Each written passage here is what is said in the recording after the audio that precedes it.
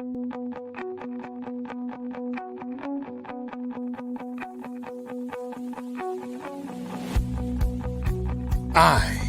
am Black Business. From the moment I wake until the time I sleep. Yes, I am Black Business. I am Black Business. Tell me, are you Black Business? I am Black Business. Do you support Black?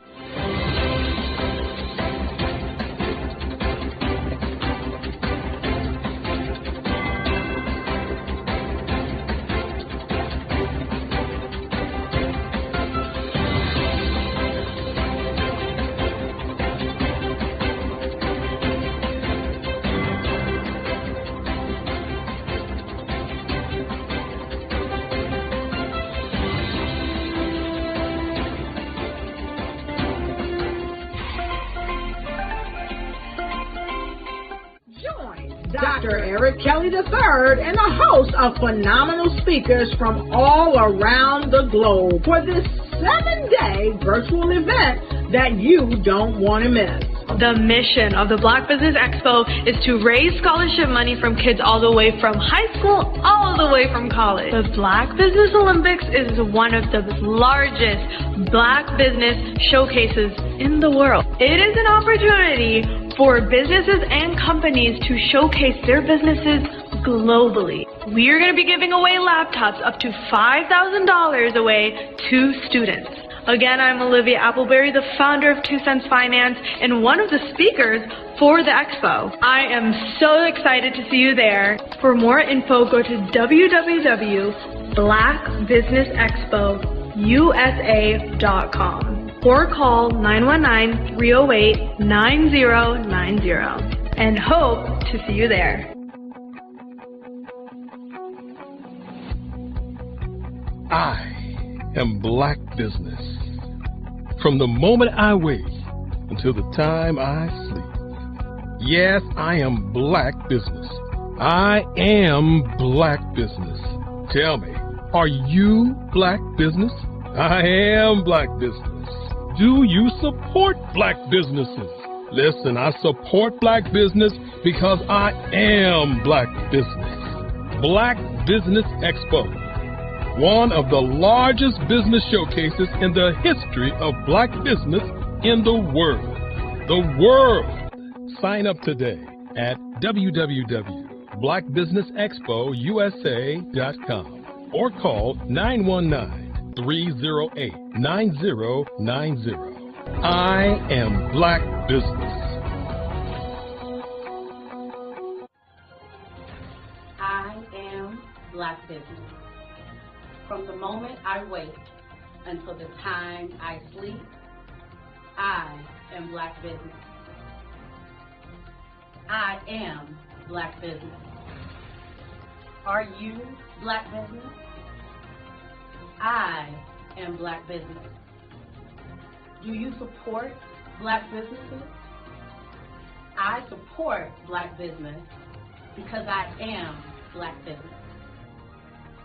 Black Business Expo, one of the largest business showcases in the history of Black America in North Carolina. Join Dr. Eric Kelly III and a host of phenomenal speakers from all around the globe for this 7-day virtual event that you don't want to miss. The mission of the Black Business Expo is to raise scholarship money from kids all the way from high school all the way from college. The Black Business Olympics is one of the largest Black business showcases in the world. It is an opportunity for businesses and companies to showcase their businesses globally. We are going to be giving away laptops up to $5,000 away to students. Again, I'm Olivia Appleberry, the founder of 2 Cents Finance and one of the speakers for the expo. I am so excited to see you there. For more info, go to www.blackbusinessexpousa.com or call 919-308-9090 and hope to see you there. I am Black Business. From the moment I wake until the time I sleep. Yes, I am Black Business. I am Black Business. Tell me, are you Black Business? Black Business Expo, one of the largest business showcases in the history of Black business in the world.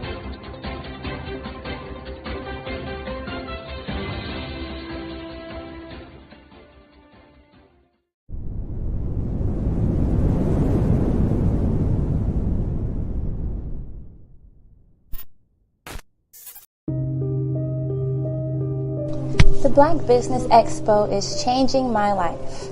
This year, they are giving away laptops and even $5,000 in cash to students just like me.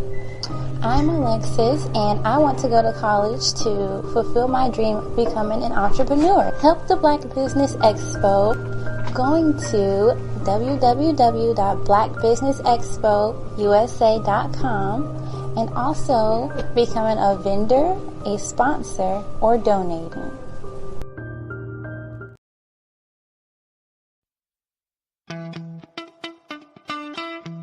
How many times have you been asked to help someone you didn't even know, a student, a business entrepreneur? Or did you ever even ask, where did they end up? That business, that friend, that entrepreneur. Well, just maybe they ended up in a gang, bankrupt, homeless, or worse, dead. Maybe they turned to crime, drugs, and alcohol. Did you ever wonder? Did you destroy their dream, or was your life always so easy? At the Black Business Olympics, we started a movement to help students complete. Give them hope and foster success.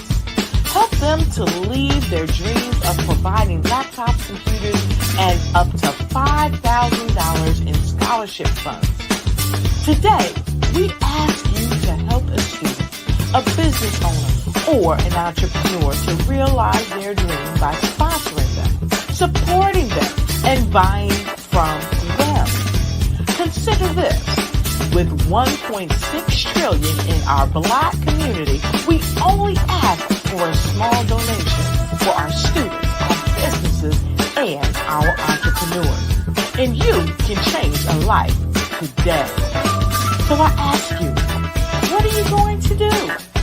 Sit on the sideline and watch our students in high school be leaders, miss out on their dreams from lack of resources? Or are you going to donate to the movement and change their future and yours as well?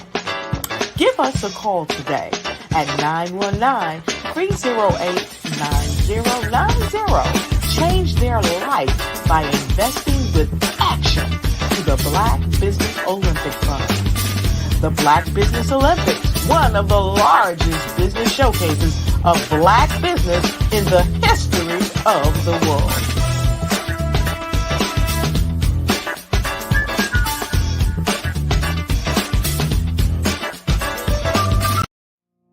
Did you know that approximately 333.34 million businesses exist today, according to a report from 2021?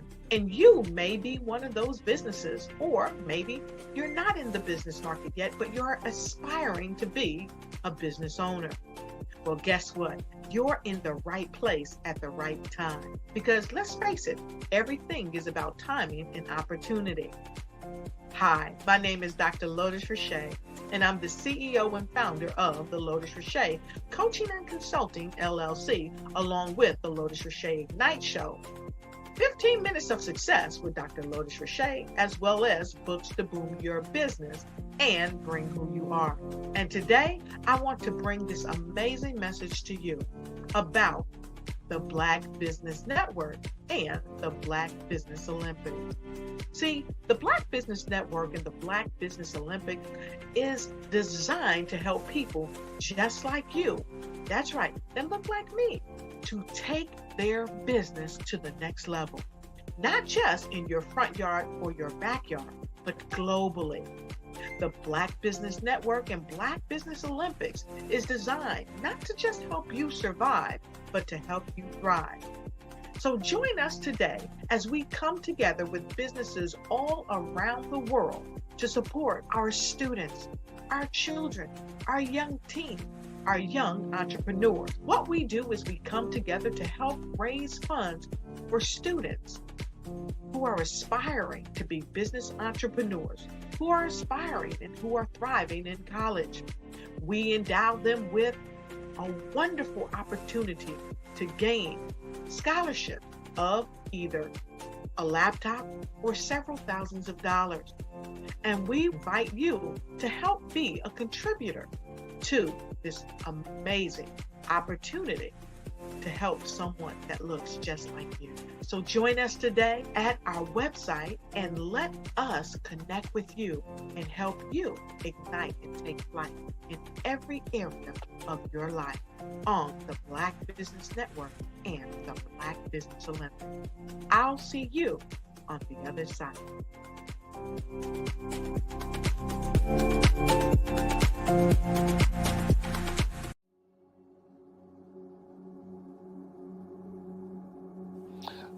I was born and raised in southeastern West Virginia, the coal fields. My father was an AME minister. For me, I was very fortunate. Even though I grew up in the segregated South, I was surrounded by flourishing Black businesses, doctors, lawyers, bankers, dentists. They were all there and they were all successful. And I guess that's part of my dream, is to see that success come back. My name is Joseph Simmons, and I am the founder of the Center for Micro-Entrepreneurial Training. We have this moment in time where we can change the trajectory of people. And our focus is on women, Black and brown entrepreneurs, and their access to capital, their ability to build thriving businesses, the ability to employ people. There's a study that showed that in those three communities, especially Black and brown communities, $1 stays in those communities for 30 minutes. In white community, $1 stays in their communities for 8 hours. So think about it. For you in a Black or brown community to get gas, to get food, to go to a restaurant, you've got to leave your community, take those dollars out of that community and take it to another community that's already being well served. So if we can reverse that, if we can go from 30 minutes to an hour to 2 hours, that's progress. That's what we need to do. I was with SCORE. And then in May of 2020, of course, the events happened in regards to the murder of George Floyd. The other thing that I was experiencing was the denials of federal funds for small businesses. And it revolved around one thing. These businesses were not being prepared for grants and for government programs. And I came up with the idea for the Center for Micro-Entrepreneurial based off those two things. Morgan Stanley had a report out in 2020, first quarter, and it talked about there were three groups that were massively devastated by COVID-19 on their business. That was 1, women, number 2, Black, and number 3, brown entrepreneurs. The research showed that they had less cash on hand, they had less opportunity to go into a bank and get money, and they were very dependent on family and friends to keep their business up and running. If we can focus on those three groups, then we can have a dramatic impact on our communities. Really, the focus is on 3 areas. And those 3 areas are 1, the people, number 2, the courses, and number 3, a support network. Here at CMAT, we will provide you with the fundamentals for generational success. And you will be creating a vibrant community by attending our 5-day immersive training course.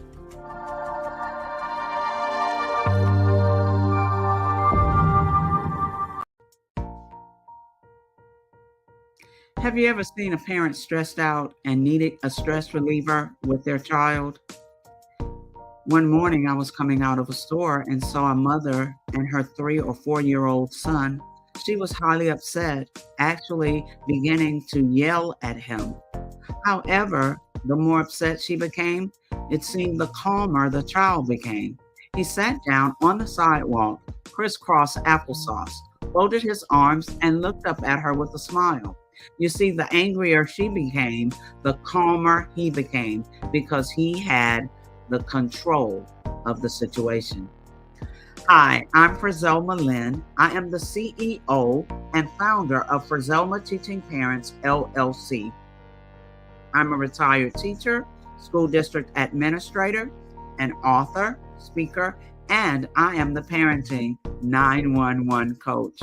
My mission is to rescue families by equipping parents with proven, effective, and practical strategies to enhance their parenting skills. Many times, we as a society expect parents to teach, train, and raise their children without providing the necessary tools they need to accomplish this. However, parenting issues cannot be resolved without intervention. Therefore, Frizelma Teaching Parents has provided coaching programs, digital courses, and live webinar trainings to provide step-by-step research-based parenting strategies, even for parents whose children are disrespectful, defiant, for those who have been diagnosed with ADD and ADHD, and even for parents of adult children. No longer will you have the need to feel like you are a failure as a parent. You'll now have the tools needed for each situation. Trust me on this one. Go to www.parenting911.org. Book a 15-minute strategy session with me or choose one of the coaching programs. Our training helps parents relieve stress.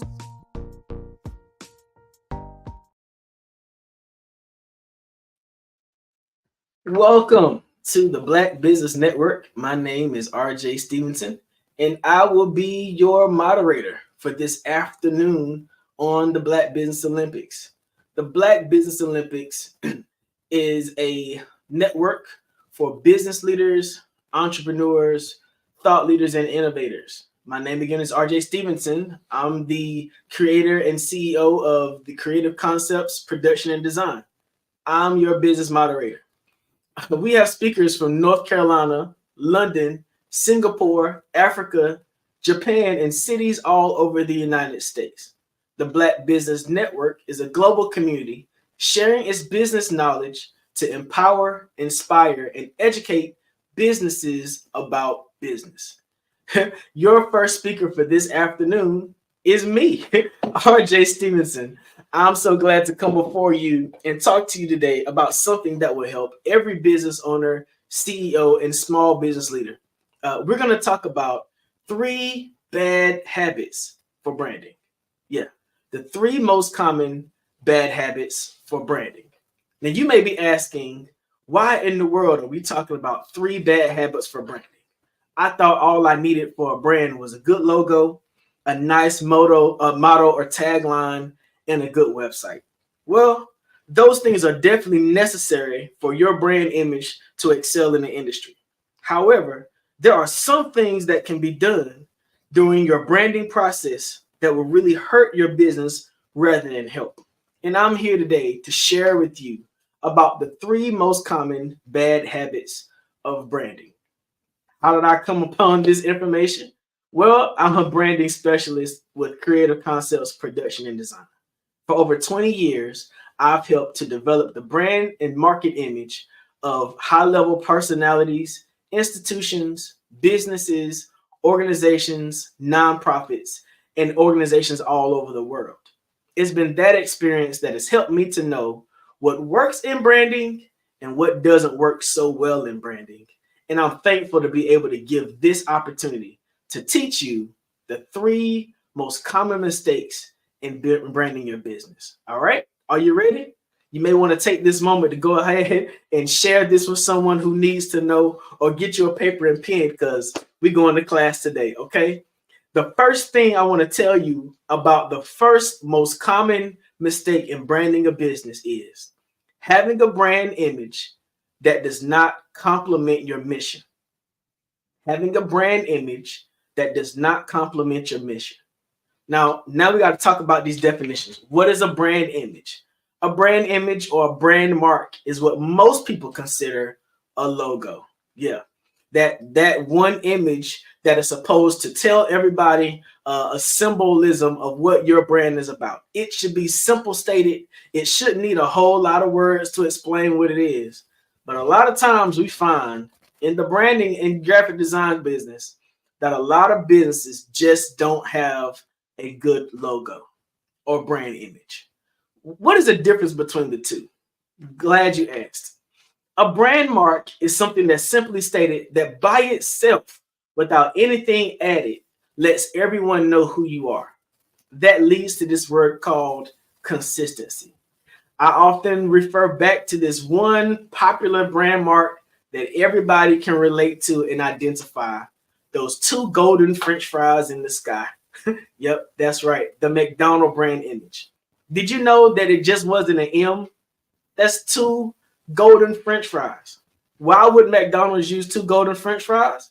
Because it identifies a level of expectation of excellence, service, and consistency for their client base. Yeah, they don't have crinkly fries at McDonald's. They have straight golden French fries. They're not going to have Cajun fries at McDonald's. They're going to have straight golden French fries. They're not going to tell you to add French fries to McFlurries like my kids used to do after school. French fries and ice cream, I don't know why it works. I guess it's the sweet and the salty put together. They're going to give you straight golden French fries. Why? Because they're McDonald's. And that's a brand staple that they've become known for. And because they're consistent and intentional about producing golden French fries, what better mark for their brand than golden French fries? And throughout the ages, throughout the years, throughout the decades of their business, guess what? They've never changed their brand mark of golden French fries. Now, there have been other logos that they've used from time to time. You may be familiar with the Ronald McDonald House, a sister organization that is a nonprofit arm of what they do to provide services for young children and families. But you've never seen a Ronald McDonald sign on a McDonald's. You may have seen the logo used on the inside as a character or a mascot, but the thing that's consistent about every McDonald's are those golden arches up at the top of that sign. All right? Why? Because their brand mark complements their mission and vision. Their brand mark indicates that it is the quality and consistency of their food that makes them a staple brand in the industry. And believe it or not, because they're so good at it and so consistent with it, they're recognized not just in the United States of America, but worldwide. You can go to Japan and see the same golden arches. You can go to Russia and see the same golden arches. Why? Because they've identified a brand mark that can be consistent for who they are in the industry. Yeah. So the first thing I want to remind you or tell you as the first common mistake of bad branding is developing a brand mark that is not consistent or complement with your mission and vision. What would be a bad brand mark? Well, for the sake of not calling anybody out, I'm not going to say anything specific, but imagine a hospital. What is a hospital known for? A hospital is known for being a place that produces health. A hospital is a place that is supposedly a partner with the community. A hospital is a place where you could go and see passion for people. So imagine a hospital using a puppy as its brand mark, right? If it was a veterinary hospital, that might make sense. But a hospital serving people with a puppy as the brand mark just gives the wrong kind of message. Believe it or not, the CEO of a hospital may have this a puppy named Fido at home or a puppy named Rocky at home. That's been their puppy for a long time, and their family loves that puppy. But just because there's passion attached to the image of a puppy doesn't mean that that puppy is the best brand mark to identify their business. So sometimes in business, you have to make decisions based on what complements your mission and vision rather than just having an image that you like. So keep that in mind when developing your brand image, that your brand mark should definitely complement your mission and vision of your industry. Yeah. What's the first bad mistake in branding? Having a brand mark that does not complement your business. Man, I'm glad I got that out of the way. Them's golden arches are starting to make me hungry. It's lunchtime. The second most common brand mistake is this: misrepresenting your brand on social media. Ooh, I know that might have hit sort of hard.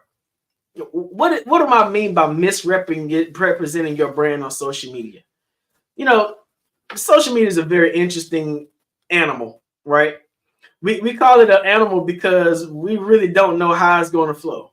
One day the algorithms go to the left, one day the algorithms go to the right.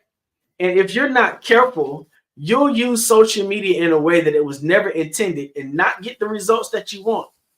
What do I mean by misrepresenting your brand on social media? Well, the thing about social media is it's supposed to be social.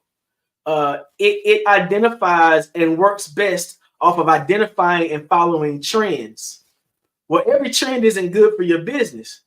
So, there's all these challenges that we find out about on social media, on TikTok, which flows over to Instagram and definitely flows over to Facebook. Well, sometimes you got to be careful about what information you put out there for the general public to see. Because guess what? As a business owner, normally you are the first brand. As a business owner, if you're a designer and you design fashion and design clothes, people are going to first look at what you're wearing to decide whether or not they're going to participate in your fashion or your styling. So if I find out that your name is the brand of your company, if I Google your name, I know you want me to find the company page, but I'm also going to find your profile. And when I find your profile, I know that's your own personal business. I know that you choose to go where you want to go and you choose to wear what you want to wear. But guess what? As a small business or corporation owner, you are that brand. And a lot of the things that we might see on your social media may be a little bit confusing about the mission and vision of your brand. And so when I go to your branding website, does what you show on your website, those stock images you may have chosen just to get started and never went back to replace them with actual images that complement your brand, does the stuff that's on your social media misrepresent your brand? Think about this. Think about a person who tagged your brand in their own personal post. They tagged your brand. You're excited because this is going to allow their network and their contacts to find out about the goods and services and products that you have to offer. But the language that they use might not be well received by all communities. Man, that's a major misrepresentation of your brand. That means that a person may associate the message that that person said and how that person said it with what your brand represents. How do you fix that? Glad you asked. You might want to make certain that on your social media, you use the setting that allows you to approve posts to be tagged and added to your pages. That way, you can be responsible for the things and messages that are associated with your brand. Maybe you've used a certain material in your clothing if you're a designer, or a certain material in the process of developing your products that all people might not be welcoming of. There are organizations that are out there looking and combing through to make sure that certain animals are protected, that certain plants are protected. And your brand may have used a item or a texture or a piece of fabric or a material that may have been sort of harmful to certain people. You want to make certain that if that is to happen, that you do damage control quickly, that you make sure that you disassociate your brand from anything that might be damaging. I mean, listen, I'm a church boy, all right?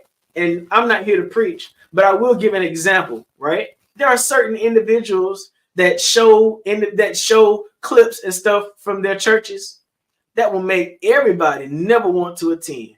Man, imagine inviting somebody to your family reunion and your cousin and them put up a post about your family reunion that will make your company feel not so comfortable if they came along with you. Let me tell you how I'm talking about. You know what it used to be like when people would call your house phone, remember house phones, and your mama would pick up that house phone and say something to your friend that might embarrass you? That's what I mean by having situations that misrepresent your brand. You want to make certain that as you've done all you could to make sure that your clientele clearly understands your messaging, clearly understands your mission and your vision of your company, that there's not anything out there that misrepresents you in the public eye. Think about our public figures, athletes, politicians, people in government, people who represent your community. They have to be so careful not to say anything or do anything that misrepresents not only their brand and their name, but the communities that they represent as well. Sometimes, because they represent people on a larger scale than them, they even have to shift the way they make certain statements or be very intentional about the words and the nomenclature that they use, that they don't offend anyone as they're speaking. Think about that. How many people do you know that have had their brands canceled or misrepresented by one bad soundbite? Whew. Imagine how many times you've seen someone on social media take a bad picture or in a bad pose or be mentioned with the wrong people and cause you no longer want to be associated with them, no longer want to follow them or trend with them. It takes a long time to build a valuable brand. But guess what? It takes a very short time to tear it all the way apart. So what are the two things that I've already told you are the biggest mistakes when it comes to your brand? One, having a brand image or a brand mark that does not complement your brand. And two, the second thing is allowing your brand to be misrepresented in the public eye. Those are two very simple things. And I know you may be like, why are we talking about the three most common things that misrepresent your brand or bad branding? Man, because branding is something that's necessary to develop consistency in business. Now, this next thing I'm going to tell you is the last thing I'm going to share today about bad branding habits. And it's something that's very technical towards the design industry. I know. I'm a Photoshop guy. And if you're not using the industry standard Photoshop, I'm pretty hard on you.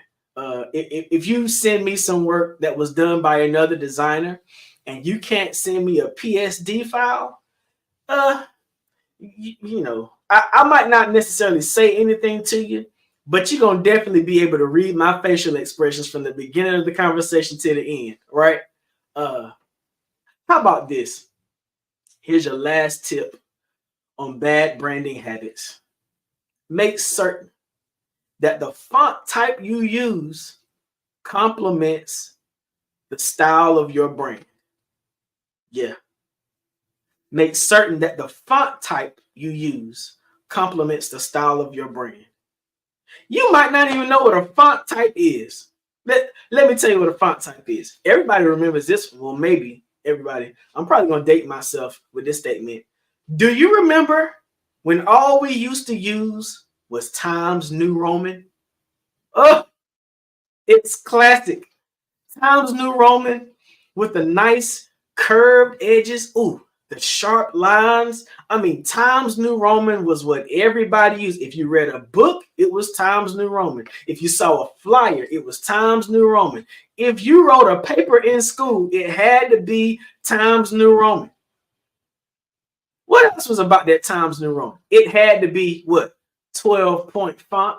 That's right. That was the standard. Times New Roman and 12-point font. Well, at a certain place in my design career, all I used was Times New Roman because that's all I knew. Then I started finding out about other font types. Let me see. What are my favorites? Edwardian script.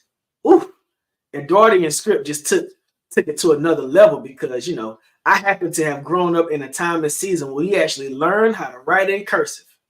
And because learning how to write in cursive took my communication to another level, when I found out about Edwardian script, ooh, that cursive lines, man, it just did something to me. So I started off with pairing Times New Roman with Edwardian script. Then, when I moved from handwriting and word processing over to Microsoft Word, I found out about this other font type called Arial. Remember Arial? Arial used to be the default font on Microsoft Word. Man, Arial had those smooth lines. It didn't have the extra stuff. I'll call it stuff now. I'll tell you what it is later. It didn't have the extra stuff that Times New Roman had. It didn't seem as classic. It was more contemporary, but it wasn't as cursive as Edwardian script. So Arial became my thing. Think about that. The combination of Times New Romans, Edwardian script, and Arial, man, I knew 3 fonts and I thought I was doing something. Until I started doing some design work and I would show people the flyer and I would ask them to read it. Man, there was so much text on the flyer that it overpowered all the images. Oh yeah, there was so much information on the flyer. The who, what, when, where, why, and then a whole novel of a description under it. Then you got to talk about parking. Then you got to talk about tickets. Then you got to talk about, you got a whole bio of the individual who's up there. I just didn't know no better. Let me tell you, as I'm talking you through this third bad habit of branding, using fonts that do not complement your brand image, let me tell you, there were a lot of things that I needed to know about the theory of design. It was more than having access to Photoshop. It's more than being able to pull up a program and make a nice picture. Listen, if you have a design that is a staple image, you got to understand what the design is for. Are you communicating about an event? Are you communicating about the image or motto or mission of a brand? If so, you want to go back to English class and be reminded that your teacher tried to teach you about being clear and concise with your messages. Yes, clear and concise. That's the third C word. Now we've had consistency, we've had clear and concise. Man, if somebody had told me that about branding and design earlier on, I would have been so much further along in my career. Because think about this. I design billboards. You're driving by a billboard in your car. You look up at this billboard, and as a business owner or marketing executive, you put so much budget into that billboard. You had to figure out exactly which billboard location would work good for you. You try to figure out what was the best billboard for the number of impressions, how many people drove by the billboard at noontime, how many people saw the billboard during the day. But if you put too much information on that billboard, nobody will ever read it. That's right. When we talk about design, you really have about 5 seconds of impression for a design. Yep. Normally when I'm working on designs and I'm making sure that I'm doing a good job, I ask somebody to look at the design, close their eyes, look up, and tell me what's the first thing they saw. The first thing that a person sees in the design should be the primary message. Is the primary message the title or topic of your event? Is the primary message the name of your company? What is the most priority message that you want someone to see from that design? That's called your priority message. And if I close my eyes and look at your design initially, and I don't see your primary message jumping out at me, you might want to reconsider the elements that you've added to this design. All right. Your primary message determines your major font type on your design. Yep. So watch this. We used McDonald's as an example before. Let's use McDonald's again. Do you remember what the McDonald's logo looks like? It's those golden arches. Now, think about it. Do you remember what comes under those golden arches? You got a red square and the word McDonald's. And guess what? The font that's used for that word McDonald's and the color that's used for that word McDonald's is the same anytime you see it.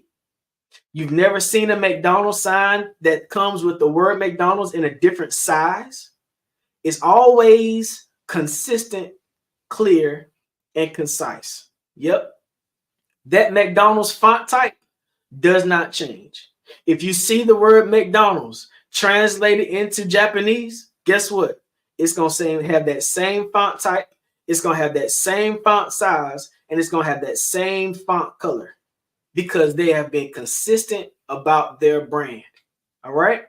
So the thing that you want to do is identify your primary branding font.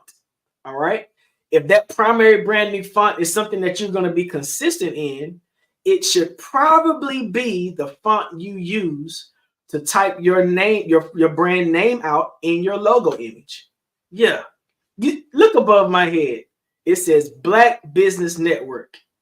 As often as I've seen Black Business Network on any of the designs for our network, guess what? It's consistent. You're always going to see Black Business Network in the font you see above. It's not going to deviate. It's not going to change. You know why? Because Dr. Eric Kelly III was intentional about branding the Black Business Network. Why is that so important?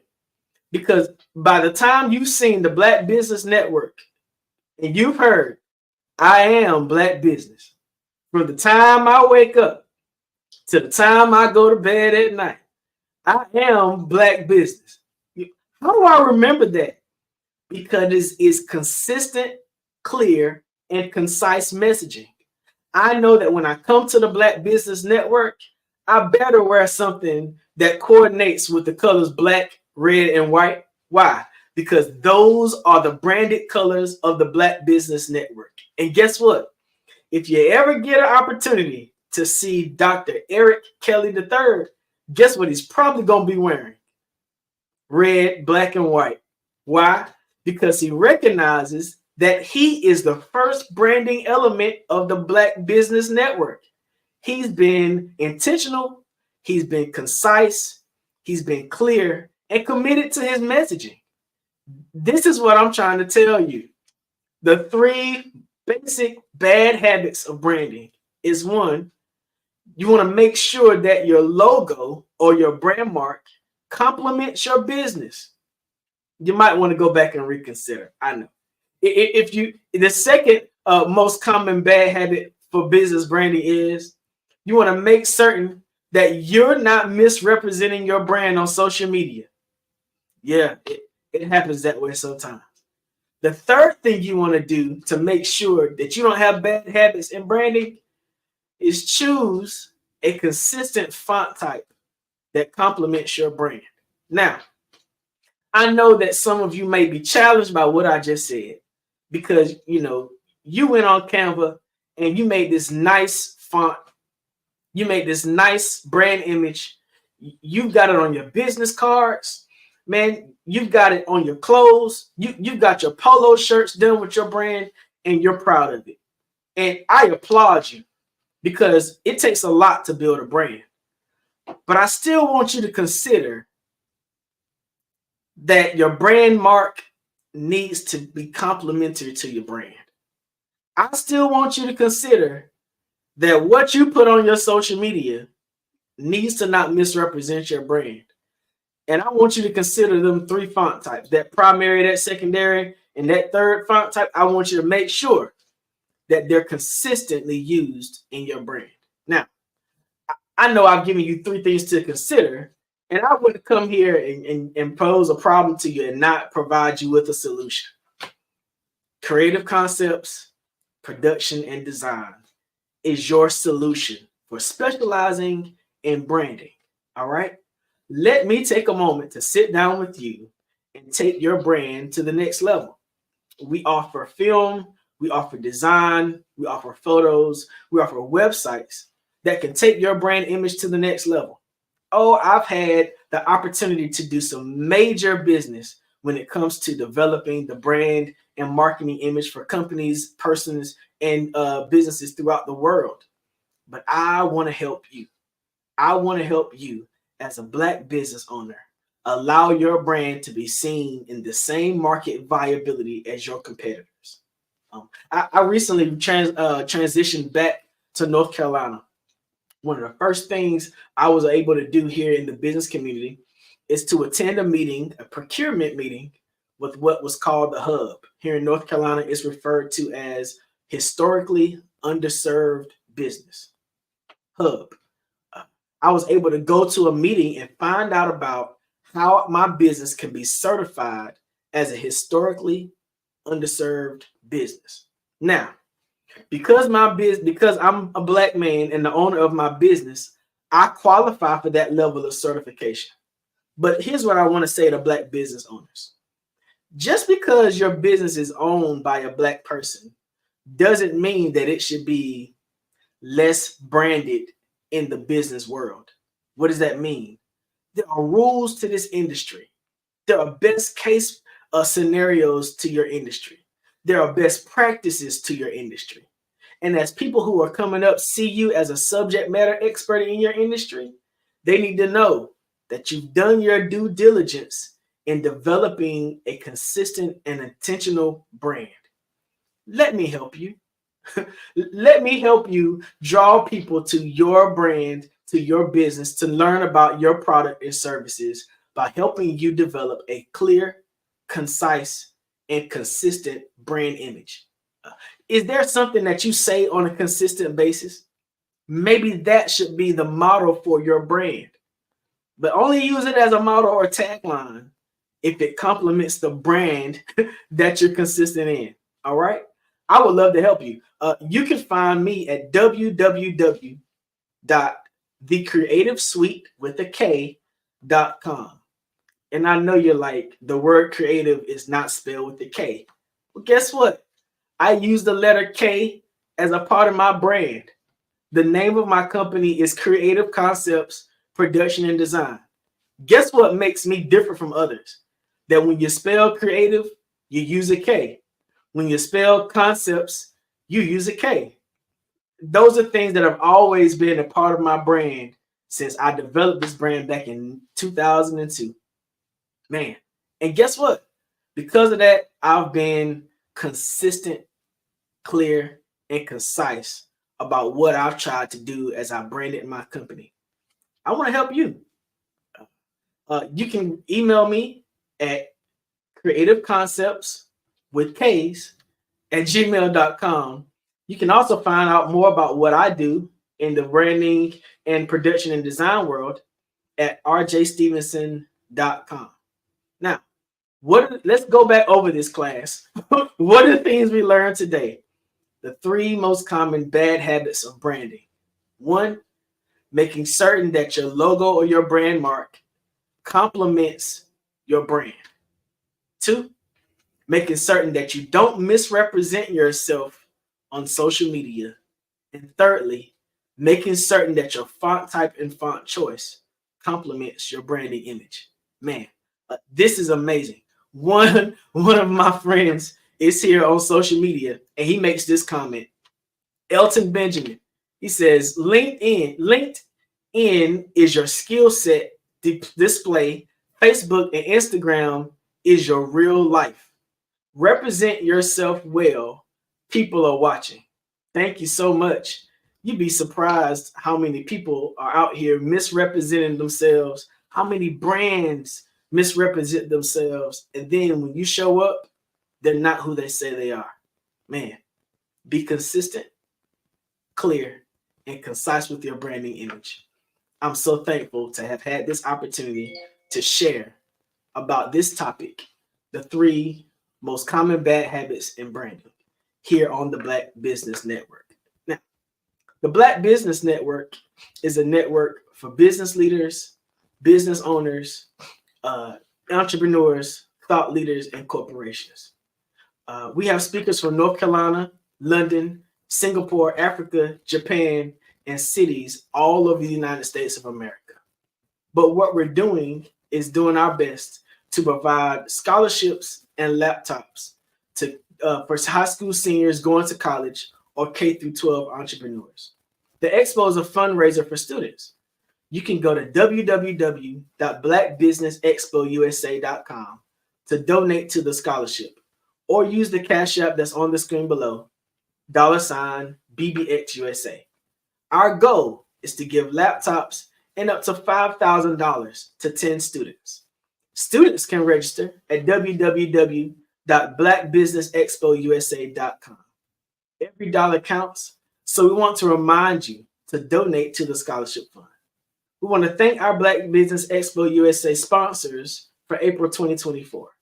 NC100, Moody Capital Partners, Suede Soul, Lotus Richey Coaching and Training, Carolina, Virginia Minority Supplier Development Council, Step Management, The Hello LLC, Barbara H. Smith LLC, Margie McLean Foundation Incorporated, Geniuses Common, Earth Essentials, Melanie Cheney Global, 5-Star BDM Media, Executive Women's Success Institute, The Quality Coaching Company, Superwoman Business Services, Creative Force Studios, Lee Entertainment, Artistic App Design, and of course, Black Business Expo USA. My name is RJ Stevenson, the CEO and founder of Creative Concepts Production and Design. I'm now relocated to North Carolina and would love an opportunity to earn your business. Thank you so much for following me and watching me present 3 Bad Habits of Business Branding. Genius is common, and I'll see you on the other side. What if you could build your own city? A place where every child can find nurturing people to help them achieve their full potential. A place where every adult can access job training support. Where health education is abundant. Where social justice ruled the land. A place without limitations. Welcome. You have arrived at STEM City USA. It is what every city should be. A safe and trusted community where you find people and resources to help you become everything you are and beyond. STEM City is unlike anything you have ever experienced. It is a digital twin of the world around you, only better. STEM City is about energy and soul renewal. It is more than a digital world. You can almost feel the power of live cultural events, music, and theater. STEM City promises a better future for children with caring mentors and hands-on activities with dedicated tutors to support our youth. STEM City is your passport to a healthy lifestyle with weekly events addressing our community's many issues. STEM City is your financial well-being with helpful information on wealth management, career advancement, job training, and so much more. STEM City is the community you deserve. It is the city where your dreams can come true. STEM City USA, a place in the sky that is accessible to all who reach for the stars.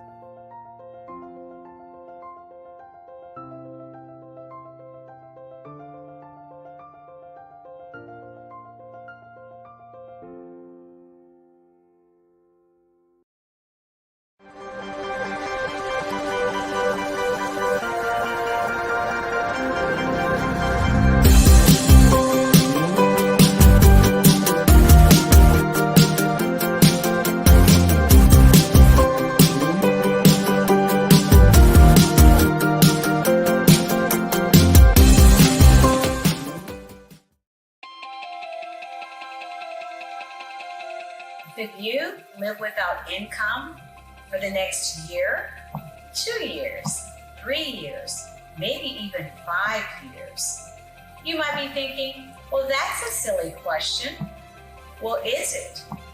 What if some medical event occurs in your life where you no longer can be the superstar in your household and generate that income?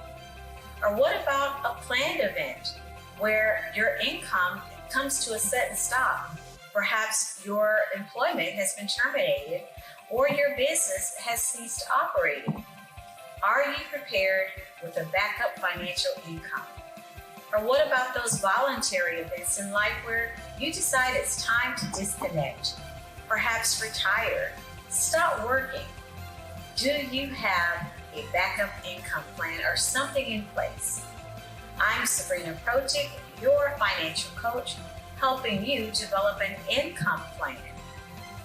Your financial tomorrow depends on what you do today. Connect with me for a bright and secure financial future.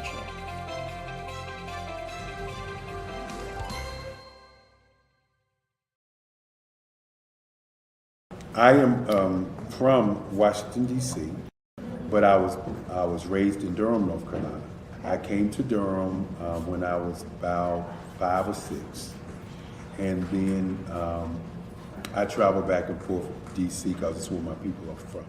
One of the unique things about my family is my mother, she's also an artist. She does quilting, and she does a lot of artistic things. And then my son, he draws with both hands, his right hand and his left hand like I do. So that's kind of a family trait. And then my other son, he's a videographer, and my daughter, she works, she's a regional vice president for Sunglass Lab. When you start out drawing and sketching, you want to continue to explore, each avenue. I do pastels, I do pen and ink, I do painting, I do acrylics. I haven't done oils yet, but I try to do all facets of art. What I say to a lot of times to people is, you can't put yourself in a box when you're an artist. You have to explore. And over the course of my life, I've tried to explore different mediums. I also do sculpture as well. I choose my subjects by the intensity that they have in their faces, or the intensity that somebody is moving, because I do more than portrait drawings. I also do I do abstract, and then I do figurative drawing also. Well, what happened in this particular show is that I started out trying to come up with something that would be a little bit different than what everybody else is doing. So I was working on a Barack Obama show, and they wanted me to do some paintings of Barack. And so what I did was, because of the deadlines, I kind of did it kind of fast. And then I realized when I was doing it fast, I enjoyed it. And so then I started doing other pieces the same way, and I started to enjoy those pieces also. And so I came up with this particular style, and it's a style of lines and colors. And what's interesting is that when I was in college, I did a show called Lines, Colors, and I talked about the boldness of the blacks, the hotness of the whites, and this is how this has come about, later on in my life. And the colors comes from a lot of the entertainers that I work with, where they wear different colors. They don't wear, your plain reds or your whites. They wear different colors, and so that's also another piece of what's giving me the colors. The subtitle of this show is Faces That Speak Life. That's real critical. Faces that speak life. Each one of these pieces is a life source and a life energy that's being put on display for people that are looking at it. I always say in terms of my art, it's not important that I draw them. It's important what you get out of what I draw. I don't try to just draw it because you like it. People wanted me to do prints. I didn't do prints. People asked me to do different people, but the people that I choose are people that make a difference in the lives of people in the world. So the human landscape idea was, again, as I say, the lines represent your emotions, it represents your ideas, and it represents your journey as a human being. And that's why you get the different pieces and the different looks. And as you notice, I try not to do one look that looks alike another look. And that's what's the most important part of this show.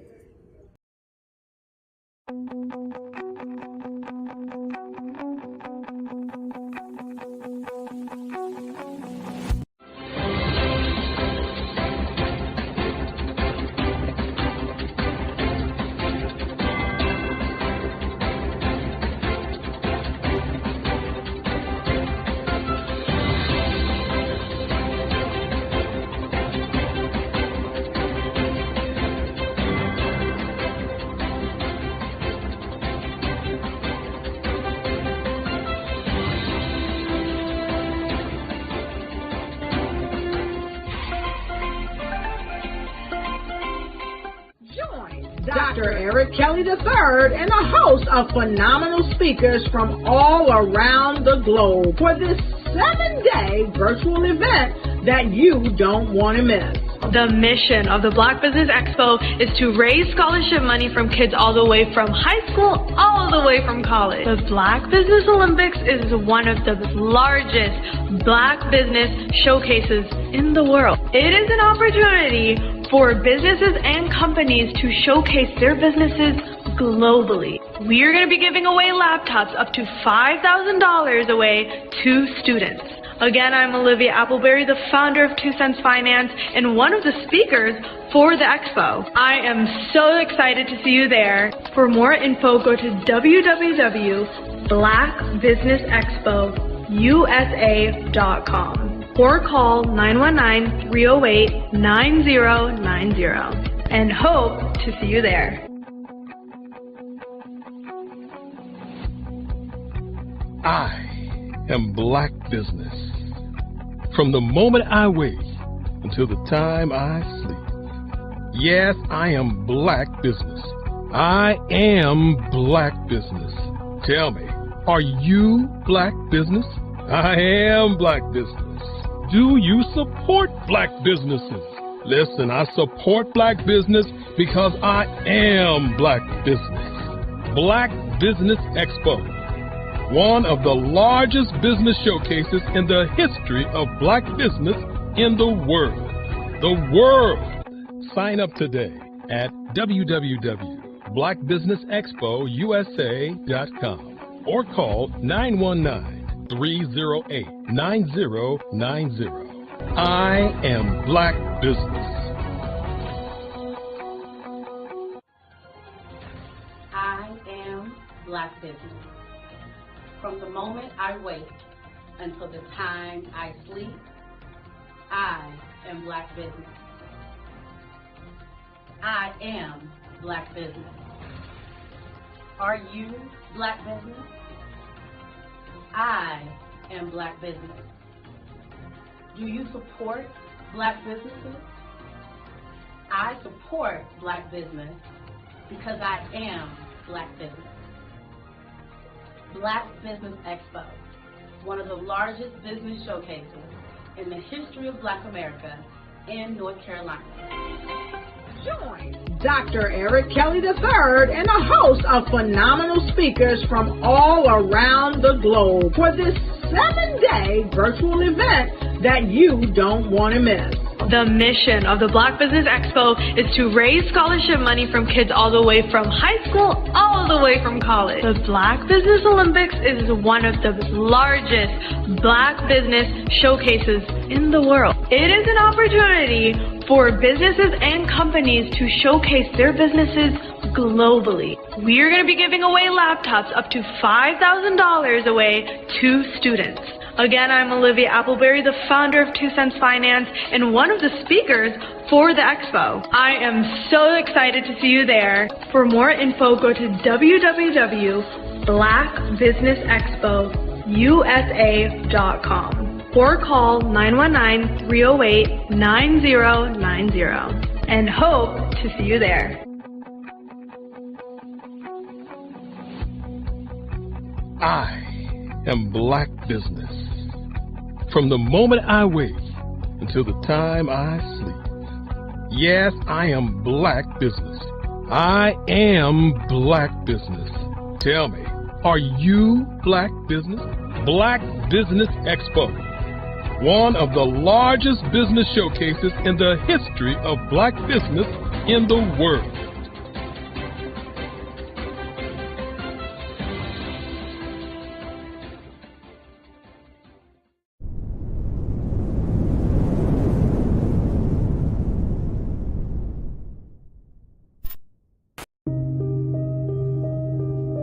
The Black Business Expo is changing my life.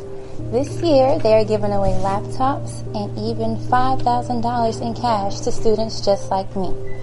I'm Alexis, and I want to go to college to fulfill my dream of becoming an entrepreneur. Help the Black Business Expo going to www.blackbusinessexpousa.com and also becoming a vendor, a sponsor, or donating.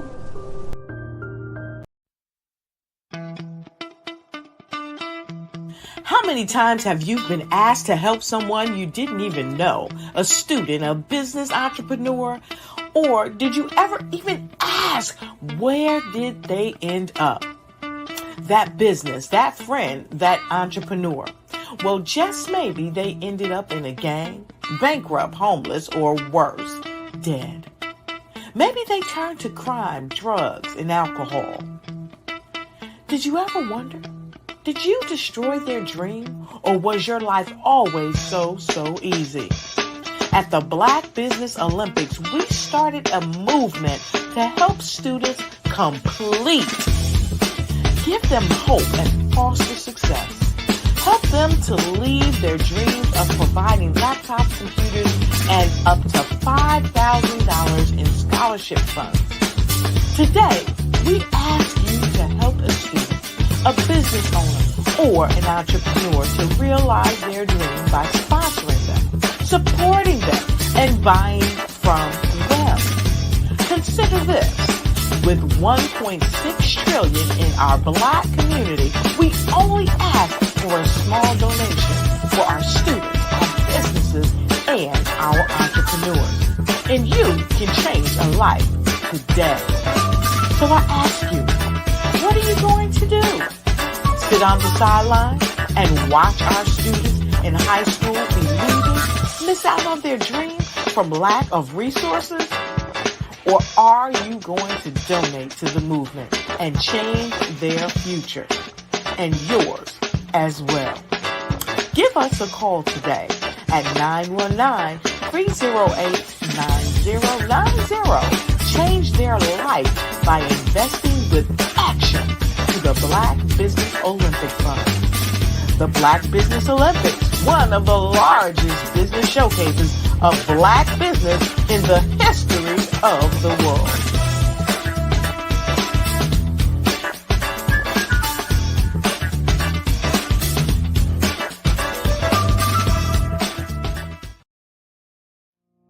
Did you know that approximately 333.34 million businesses exist today, according to a report from 2021? And you may be one of those businesses, or maybe you're not in the business market yet, but you're aspiring to be a business owner.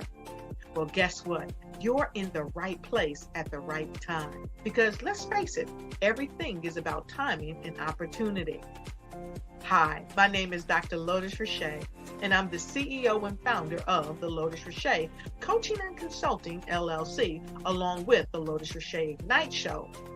15 minutes of success with Dr. Lotus Richey, as well as books to boom your business and bring who you are. And today, I want to bring this amazing message to you about the Black Business Network and the Black Business Olympics. See, the Black Business Network and the Black Business Olympics is designed to help people just like you, that's right, that look like me, to take their business to the next level. Not just in your front yard or your backyard, but globally. The Black Business Network and Black Business Olympics is designed not to just help you survive, but to help you thrive. So join us today as we come together with businesses all around the world to support our students, our children, our young teens, our young entrepreneurs. What we do is we come together to help raise funds for students who are aspiring to be business entrepreneurs, who are aspiring and who are thriving in college. We endow them with a wonderful opportunity to gain scholarship of either a laptop or several thousands of dollars. And we invite you to help be a contributor to this amazing opportunity to help someone that looks just like you. So join us today at our website and let us connect with you and help you ignite and take flight in every area of your life on the Black Business Network and the Black Business Olympics. I'll see you on the other side.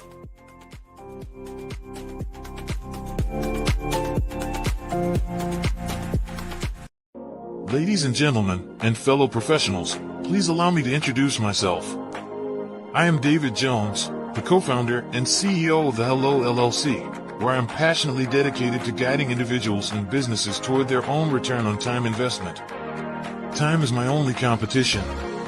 With over 20 years of experience as a corporate C-level executive, I bring a wealth of knowledge and expertise to the Hello LLC. My career journey has been marked by a relentless pursuit of excellence in marketing, strategy, and business management leadership. I have had the privilege of working with renowned Fortune 500 companies such as Xerox, American Airlines, Hilton, and Geico. However, what truly drives me is the transformational work we do at the Hello LLC. We are pioneering a new approach to business in the metaverse, where we empower businesses and individuals to build strong foundations, automate their processes and systems, while thriving in the ever-evolving digital landscape. More than just a 3D digital marketing agency, the Hello LLC is truly a community built on love, kindness, and integrity. We want more for you than from you. As I often say, collaboration is the new competition.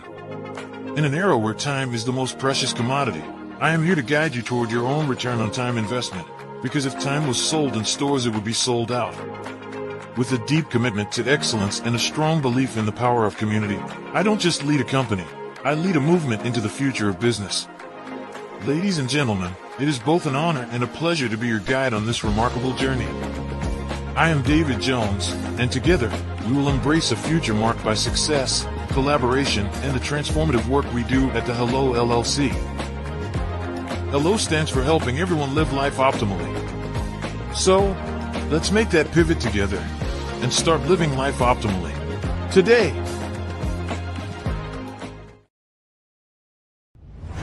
Social media is evolving. It's more vibrant, more colorful, more energetic, and so are you. It's not just photos anymore. It's video, it's audio, it's subscriptions. And now there's Fanbase, a new monetized social network. Fanbase delivers the complete native app experience with full content monetization for every user. No algorithms that shadow ban your engagement or growth, and no ads. Follow anyone for free and subscribe directly to your favorite creators for $4.99 a month. Plus, show some love by tipping on any post. Also, make a Fanbase page and monetize your content the same way. Finally, connect with your followers by posting the amazing content you already create. And now, get paid for it. It's time to energize and monetize, because everyone's a fan of something and everyone has a fan base.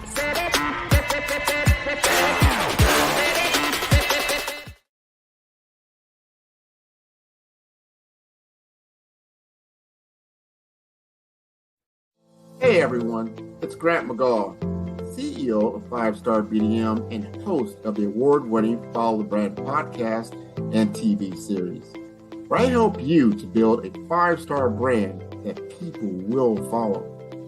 My genius is personal brand development through intelligent communication and helping you achieve your business and career goals. I am a requested speaker on digital technology and brand development issues. I want to work with you to increase the value of your current opportunities while attracting new ones. Every one of you is unique, and we all share challenges that can be addressed through smart branding.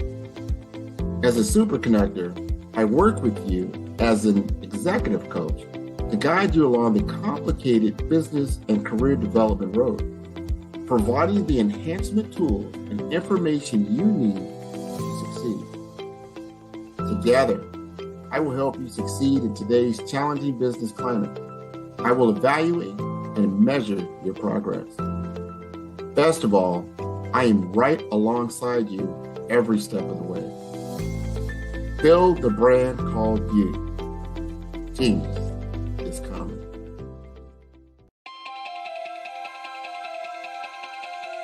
If you live without income for the next year, 2 years, 3 years, maybe even 5 years, you might be thinking, Well, that's a silly question. Well, is it? What if some medical event occurs in your life where you no longer can be the superstar in your household and generate that income? Or what about a planned event where your income comes to a sudden stop? Perhaps your employment has been terminated or your business has ceased operating. Are you prepared with a backup financial income? Or what about those voluntary events in life where you decide it's time to disconnect, perhaps retire, stop working? Do you have a backup income plan or something in place? I'm Sabrina Protic, your financial coach, helping you develop an income plan. Your financial tomorrow depends on what you do today. Connect with me for a bright and secure financial future.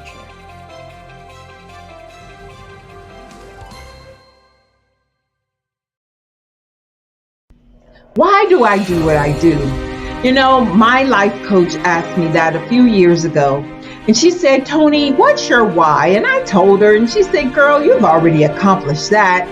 Perhaps you need a new why. Hi, Tony Harris, Amy Hoydu with Say It Said Marketing, one of your students. And just wanted to say thank you, Tony Harris, for spending so much time with me and giving me that boost in my business that I so drastically needed.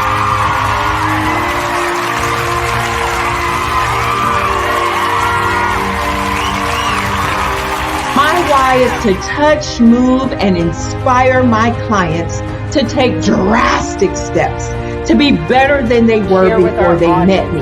I'm a resource. I'm a connector.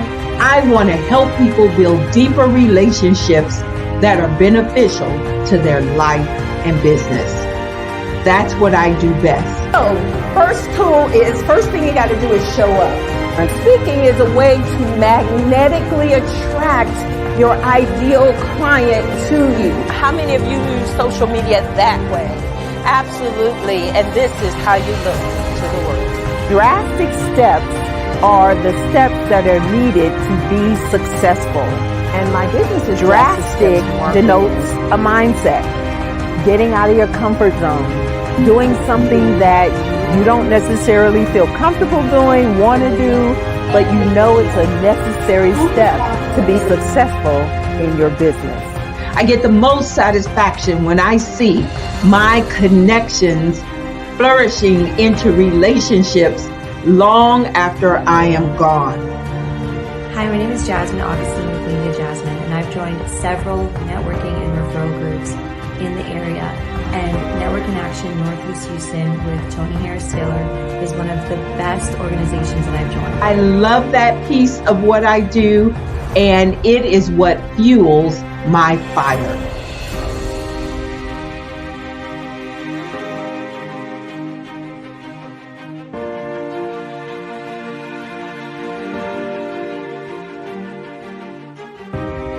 My name is Tony Harris Taylor, saying take a drastic step today for a fantastic tomorrow.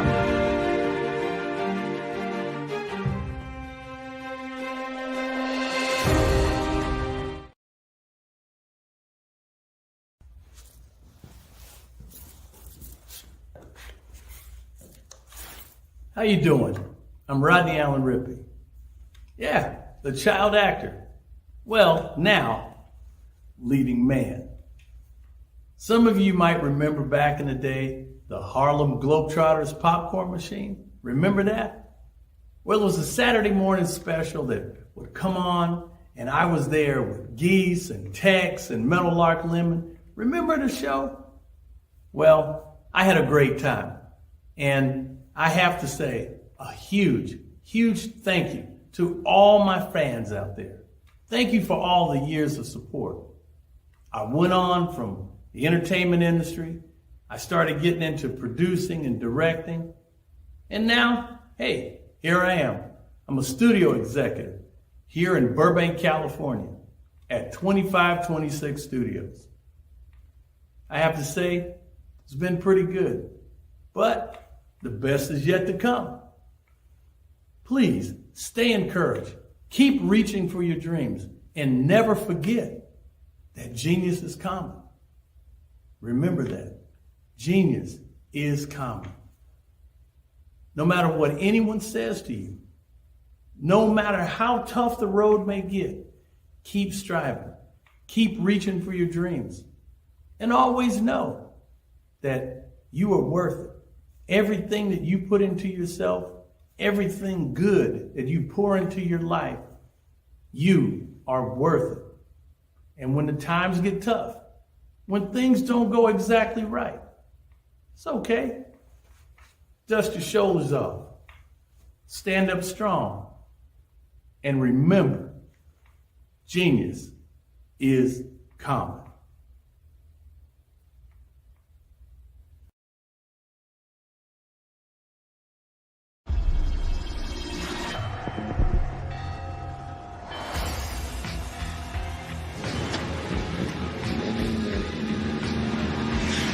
La connexion.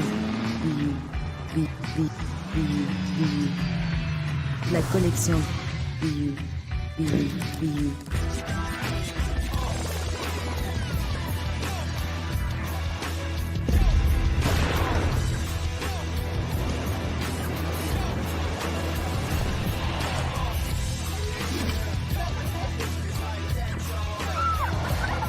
In a world obsessed with the cult of celebrity,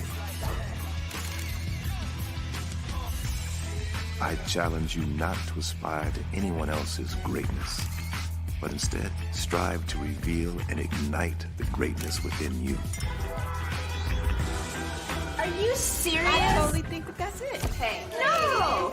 Hey! To me, sexy is a man that knows who he is and what he wants.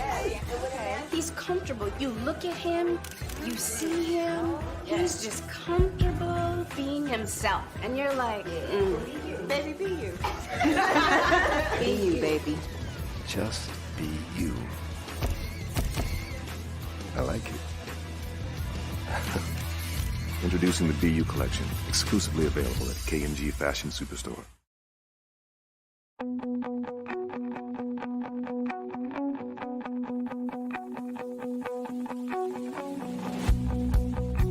I am Black Business.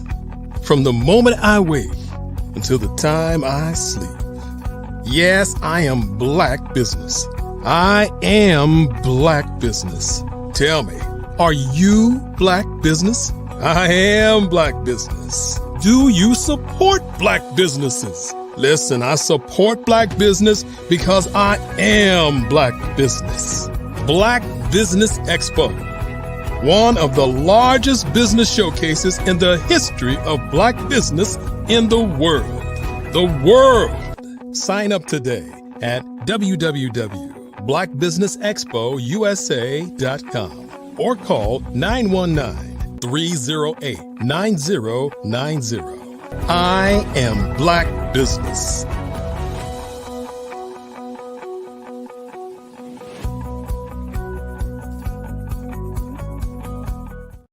My friend, my brother is with us, RJ Stevenson.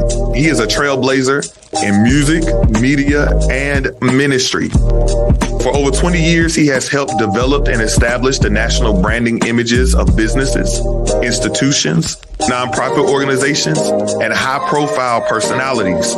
He's a successful church planter.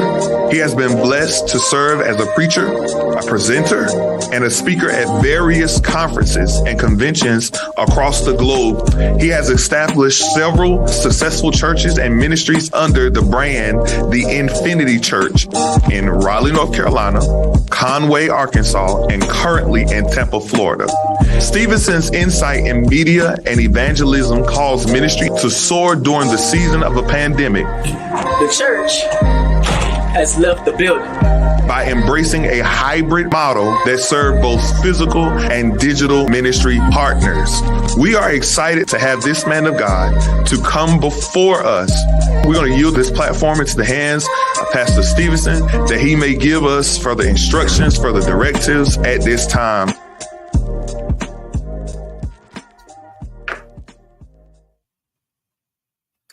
Good afternoon, business owners, entrepreneurs, thought leaders, corporations. Welcome again to the Black Business Network. My name is RJ Stevenson, CEO of Creative Concepts Production and Designs.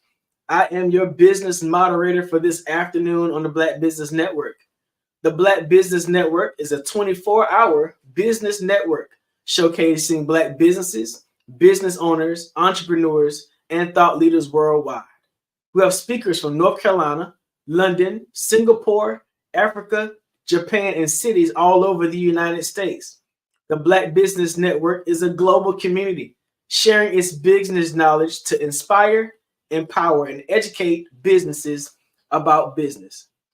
Our next keynote speaker this afternoon is Shadana Mo McFall.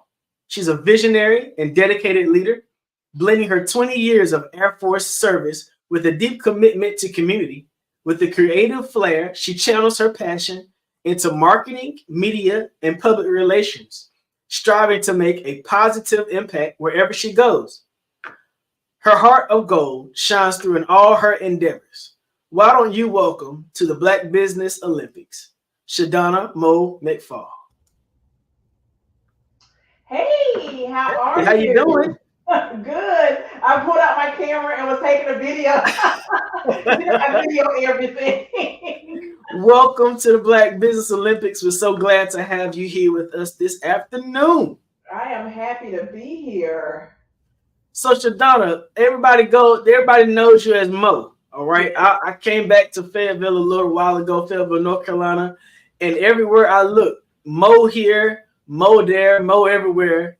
Tell a little bit about who you are and what you do here. Yes, absolutely. So yes, my name is Shadana Mo McFall. I am a native of Fayetteville. I did 20 years in the military and moved back here in 2016. So I've been back for about 8 years. And what I do now, I do marketing and media and public relations. I am that connector. I'm that person who goes everywhere. So I tell people I go so you can know. I have a radio show on WIDU that I do every Monday at 10 a.m. I have a new podcast, Mo Knows Love and Money. Do a little social media marketing. But my heart is, like I said, public relations. I tell people my job is to make sure that the people that need you know you. So tell us about the business of public relations. I'm a branding strategist, marketing guy, designer. But there's a lot of difference between those things and what public relations is. So can you be more specific about the business of public relations? Yeah, so I just, real easy, I make you look good to the public. And really that's what it says it in his name, public relationships. So I tell people in order to be good at public relations, you have to be good at private relationships. So and I say this, and like a politician, going out shaking hands and kissing babies, is a lot of it is community engagement, but a lot of it too is the marketing, the media, the news, the newspapers, the radio. It's just how people see you in the public, how you're viewed in the public's eye. Like, with marketing, you tell the people what you wanted to do, but with public relations, people form their own opinion about you based on what you put out there. So you can't really control, you can control what you put out there, but you can't control how people take it. So you were previously in the military, you served in the Air Force. What did you do in the military, if you don't mind asking? Yes, absolutely. So my primary job is what they call information management, knowledge operations. So it was always my job to get the right people, the right information at the right times to make the right decisions. So I took that skill set and maneuvered it over to the marketing, the media, and public relations, because basically that's all it is. And during my time in the military, I was able to work in maintenance squadrons, in public affairs, in intel squadrons. I did some religious support. So even in big corporations, everybody has an admin, everybody has HR, everybody has that paperwork piece. So that's what I did in the military. When you're new to the base, making sure you have somewhere to stay, making sure you have a sponsor, making sure when you get to the squadron, your email works, making sure you know where you need to be. So that's basically what it was a lot to it, because you're the commander's right hand. You're the people who did the paperwork, make sure you had your awards and decorations, make sure you got promoted, make sure you got to your dentist appointments, your PT test, all of the things that you needed to do for your career. We help manage it. We help make sure that you know where you had to go. So talk about the transition from being in the military over to the private sector as a public relations specialist. What was that like? What made you want to dive into public relations after your military career? So after my military career, I actually started a nonprofit called Most Heroes, where I help homeless veterans get back on their feet and transition to service members, not to become homeless veterans. So, here in Fayetteville, we have a large homeless population. We have a large veteran population. But with that being said, we have a lot of help. So with it being so much help, it was just like, it's kind of getting lost in the sauce. And I went over to the community college. I was using my GI Bill. And my counselor was like, well, Mo, you did all this great marketing, media, and public relations for your nonprofit. Why don't you start a business and do it for other nonprofits and other transition to service members? And that's kind of how the Mo You Know was born. This was like in 2018.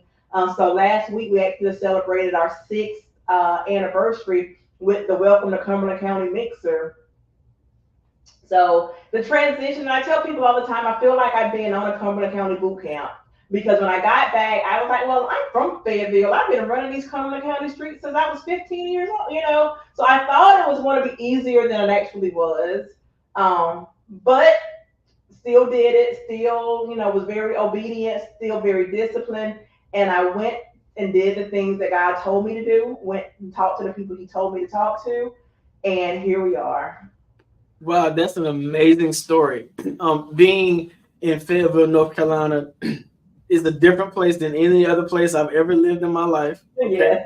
I grew up in Goldsboro, and the 45-mile distance between Goldsboro and Fayetteville is just different. All right. What have you seen as some strong opportunities or some strong challenges to doing PR here in this area? So I'll start with the opportunities. Like you said, Fayetteville is different. One of the reasons why Fayetteville is so different, we're home to Fort Liberty, formerly known as Fort Bragg, where we have people from all over the world coming and going every day.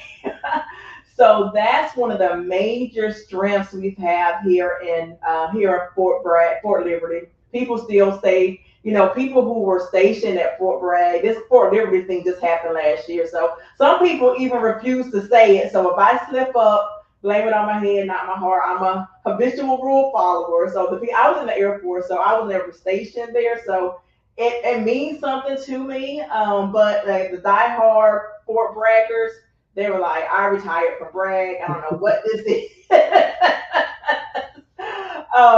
But yeah, those are some of the main opportunities. We have the people coming and going all of the time, and especially for business owners, because we have the transient nature of Fort Liberty. A lot of times people don't want to market to them. They know they get paid the 1st and the 15th. So they'll market to you the 1st and the 15th. But what I always tell people, like, you have people coming TDY. You have people, the number one reason the tourism or people come to Fayetteville is to visit their military members. Are you marketing to them? Are you marketing to those service members who are here just a couple of weeks, a couple of months for school? Because everybody, they're not going to be here. Who cares? You better care, because they're here and they need something to do. What's been the difference that you've seen between how the general public or citizens see public relations compared to those who are in the military? Is there a different way that you have to attract military-minded people to events and public relations? Yeah, I believe so. And I'm just with anything, speaking their language. No matter who you talk to, you gotta speak the language. You gotta say the things that they want to hear, the things that are going to attract them. Just like I just left one of my clients, Seven Horseman Billiards. We're going to be doing some radio advertising, and there's 4 different stations with this particular company that you can choose from. So with that being billiards, we went with the military station that had the audience. So making sure that you are speaking to the audience that you're trying to attract. That's been the biggest the biggest thing for me, because a lot of times, you may or may not know, the jargon is so different. They're used to things that you say in the military. That's one of the things they tell people. All that military jargon, leave it alone, because civilians don't understand it. And when people don't understand it, they undervalue it, they devalue it, and they don't do anything with it. So being clear and making sure that we're on the same page and speaking the same language, just like if you were to go to a foreign country, if you don't understand what those people are saying, or if they don't understand what you're saying, you're not going to get anywhere. So let's talk about that. Let's dive in a little deeper. One thing I've noticed as I moved across the country is that communities have a problem with communication. When you move into a new area, you sort of don't know anything about the area until you run into the right person who might give you in Tampa. You had to be sort of connected to these 5 group me's in order to find out what's going on in the city. The newspaper for that community, you have some people who fool with the newspaper, some people who ain't studying the newspaper. So how have you found it being at the center of communication? What tips can you give Black businesses about how to communicate with the general public? So I'm glad you asked that question, because that is my specialty, or I like to think it's my specialty. One of the things, and I heard it in the commercial, one of the ladies was talking about just showing up. We all have our phones, marketing, text messaging, we're always looking down, we have our phones. But being in the room, being in the right rooms with the right opportunities, that's going to change the game for you. And sometimes as we get older, we're like, we're kind of stuck in our ways. Fayetteville, I know you've heard this, I'm just going to use Fayetteville because we're here. Oh, Fayetteville is cliquish, it's this, is that. And it sounds like Tampa, it was too, if you have 5 different things that you had to be a part of. And I tell people all the time, everywhere you go is going to be like that. Find your clique, find your tribe, find your people, your like-minded, like-hearted people, and work with them. You don't have to be BFFs, but if y'all have the same mission, the same vision, the same desires, you can do business. And a lot of times we get so caught up in our personal feelings. Oh, we was beefing in the 3rd grade, or it's all kind of silly. I'm telling you what I know. I'm joking, but I've seen it. I'm like, y'all, if we could put our egos and our pride, and okay, a deal went bad 17 years ago, 20 years ago. Does that mean you're going to stop doing business with that person forever? And we do that. Other cultures and other communities don't do that at all. They are, okay, bad deal, who cares? Let's work on this new deal together. You're one and done in the Black community. One false move, you're done. So as it relates to business owners, I'm new to Fayetteville. My design photography and video studio is opening next month. What would you suggest as a way for me to attract business? Being a new person in town, imagine that nobody knows me, right? I'm from North Carolina, so I'm all right. But imagine that I'm new in town, no one knows me. I don't know where to get started, but I have this skill set that I think this area could really benefit from. How would I go about as a business owner getting recognized in the community as a part of the business community? So the number one thing that I will tell anybody, and it's so funny, I actually have a slide that I created years ago. Join your local chamber of commerce. Here in Fayetteville, we have 3. We have the Hope Mills Chamber. I went to their breakfast this morning. My last meeting was with Cumulus Media, who's a part of the Fayetteville Chamber. When you join the Fayetteville Chamber, you get a $500 radio certificate to advertise with their radio station. So we just did that today. And then Spring Lake has the Sand Hills Chamber. Then, Rayford has a chamber. Every community has a chamber. We have the Black chambers and all of the things, but joining your local one or all. If your pockets are deep, join them all. If you're going to start with one, start with one. Not wanting to say which one to start with, but they all have different pricing tiers and they all have different things that they do well. It really just depends on what you're trying to accomplish. So, and that's one of the things too. I tell people, hey, what are you? That's one of the things you work with me, because I used to work at the chamber, So it's a matter of what are you looking for and which chamber is going to give you the biggest bang for your buck starting out. One thing in business I've never understood is entrepreneurs who are introverts. Entrepreneurs and pastors. I don't understand how those two kinds of people can be introverts and not be interested in getting to know people, being social in the community, because it's those relationships that help to thrive and help to drive your business. If there are people who are watching the Black Business Olympics today who are they know they have a position as a CEO or entrepreneur or a small business owner, but just they're not interested in going to networking events. They're not interested in meeting a whole lot of new people. What tips can you give them to help them become more comfortable as an entrepreneur so that their business can thrive in this kind of environment? I will tell them, like I said, to hire a PR, because that's serious. And I'm being serious because I deal with that with most of my clients.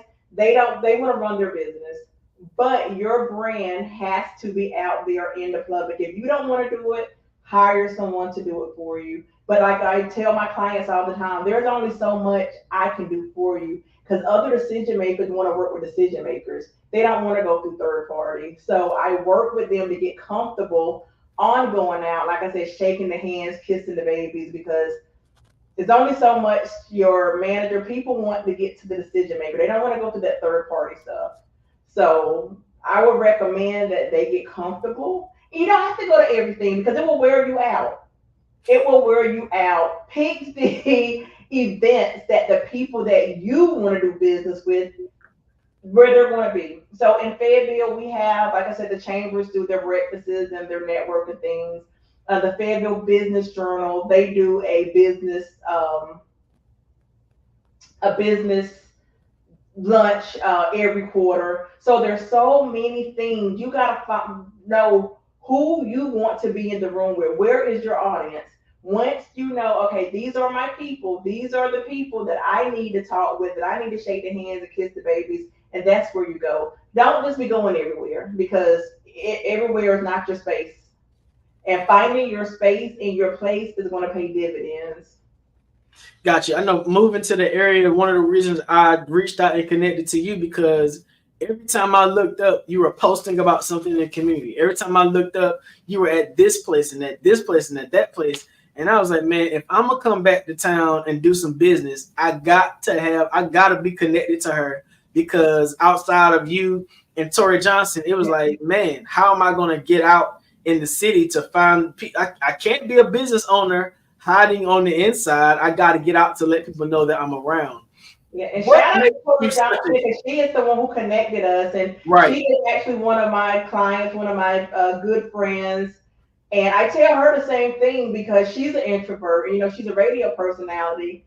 And, you know, we have this, every time we talk, we have this conversation about, hey, you know, you got to do more. She's like, well, at the radio station, it's just me and the computer, me and the audience. I don't got to be out here doing all the things. I'm like, well, you can stay in the corner or in the radio room, but the money is in the public with the people.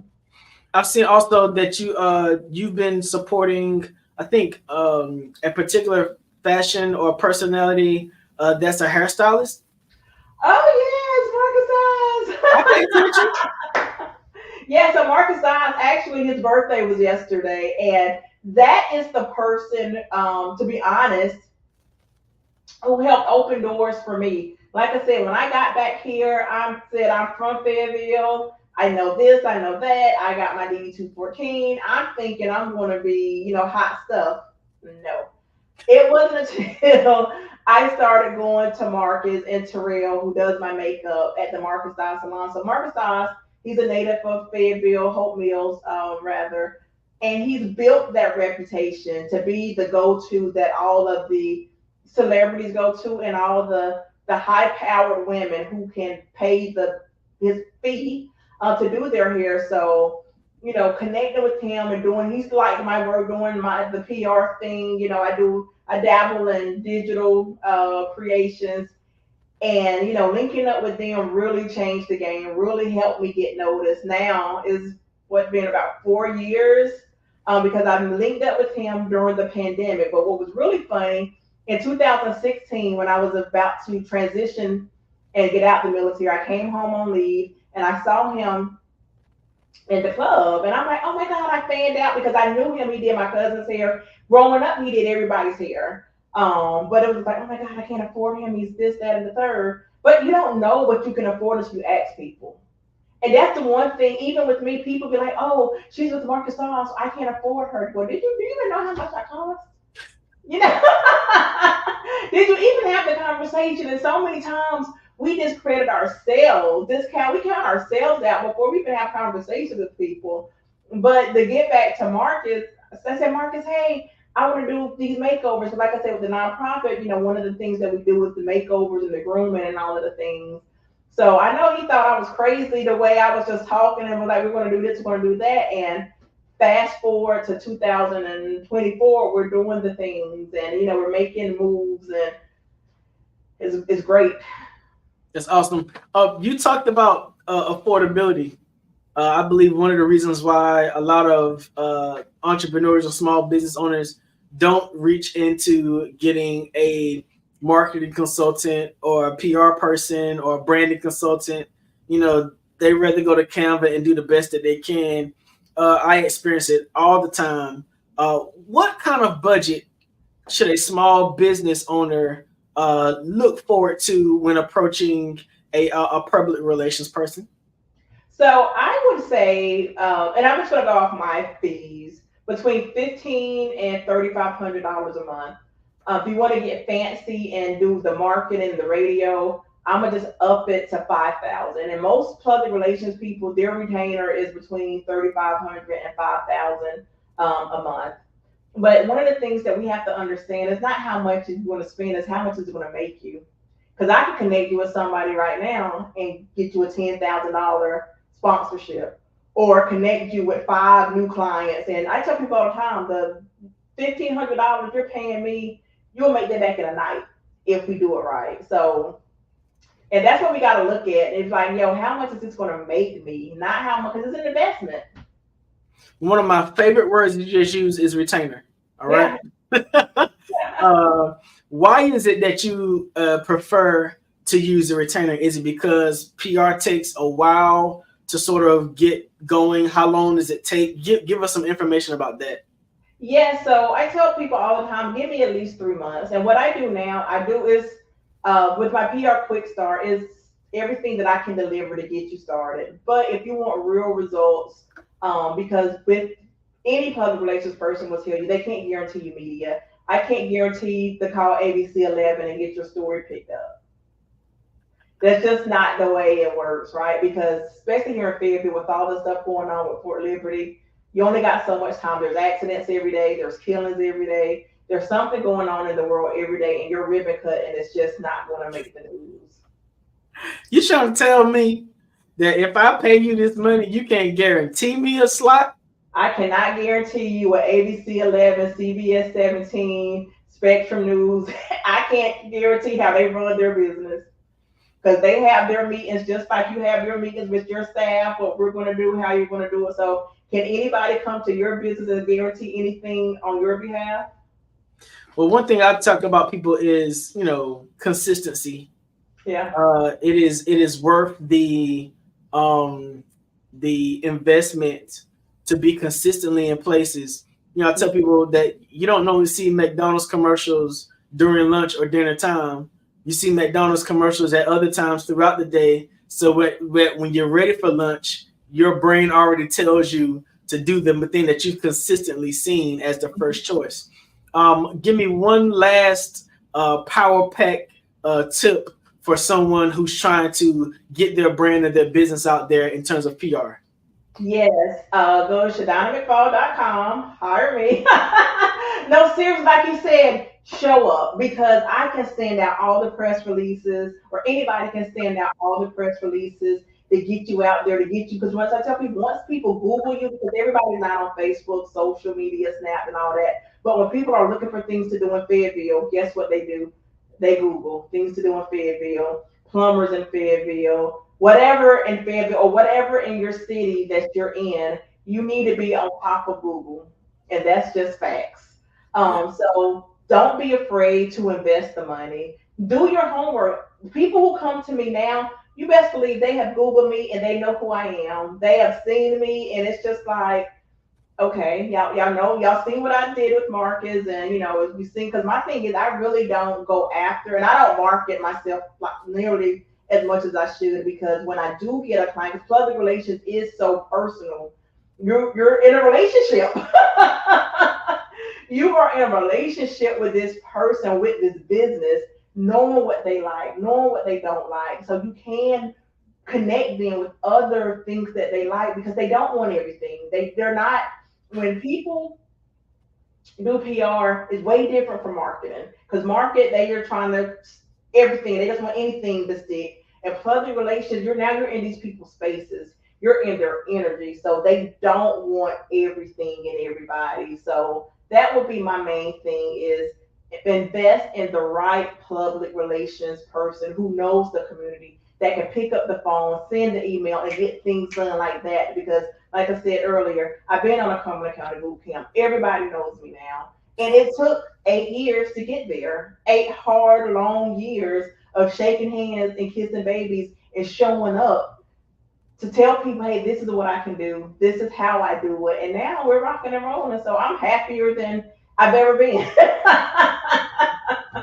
Well, I'm glad that we were able to connect here in the Fayetteville, North Carolina area, but this is a global network. So why don't you let everybody else across the world know how they can get in contact with you for your public relations services? Yes, absolutely. Like I said, ShadonnaMcFall.com. You can Google the more you know. Google, and I recommend people, like I say, Google Shadonna McFall and go under images, go under news, and you can see where the news has picked me up. And I went to the Super Bowl this past year and covered Super Bowl Media Week, the Super Bowl Gospel celebration, and all of the things. So it's just like, and doing that got the attention of everybody here, the commissioners, the people at the college, everybody that I knew, but whoa, what are you doing? Let's talk about it. How was it? So Fayetteville is one of those places, and I'm pretty sure every city is. You got to leave the city, do something grand, then come back, and they notice you. Well, one thing I've noticed was that you consistently share your story. You consistently show people the journey, and I'm proud of you for doing that. Thank you for joining us here on the Black Business Network. And Genius is coming, and I'll see you on the other side. Thank you so much for having me. Wow, what an amazing story from Mo, Shadonna McFall, here in Fayetteville, North Carolina, a public relations specialist. This is the Black Business Network. The Black Business Expo's mission is to raise funds for high school seniors going to college or K-12 entrepreneurs. The Expo is a fundraiser for students. You can go to www.blackbusinessexpousa.com to donate to the scholarship fund, or use the Cash App that's down below, $BBXUSA. Our goal is to give laptops and up to $5,000 to 10 students. Students can register online at www.blackbusinessexpousa.com. Again, www.blackbusinessexpousa.com. Every dollar counts. So we want to remind you to donate to the scholarship fund. We want to thank our Black Business Expo USA sponsors for April 2024. NC100, Moody Capital Partners, Suede Soul, Lotus Richey Coaching and Training, Carolina, Virginia Minority Supplier Development Council, Step Management, The Hello LLC, Barbara H. Smith LLC, Margie McLean Foundation Incorporated, Genius is Common, Earth Essentials, Melanie Shani Global, 5-Star BDM Media, Executive Women's Success Institute, The Quality Coaching Company, Superwoman Business Services, Creative Force Studios, Lee Entertainment, Artistic App Design, and last but not least, Black Business Expo USA. My name is RJ Stevenson. I'm your afternoon moderator and the CEO of Creative Concepts Production and Design. Genius is coming, and I'll see you on the other side.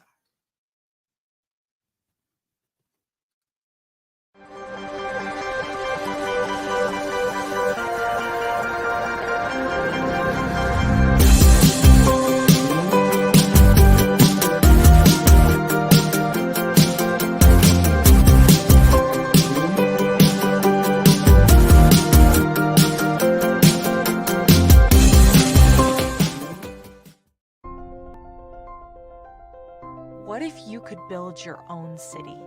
A place where every child can find nurturing people to help them achieve their full potential. A place where every adult can access job training support, where health education is abundant, where social justice ruled the land. A place without limitations. Welcome. You have arrived at STEM City USA. It is what every city should be. A safe and trusted community where you find people and resources to help you become everything you are and beyond. STEM City is unlike anything you have ever experienced. It is a digital twin of the world around you, only better.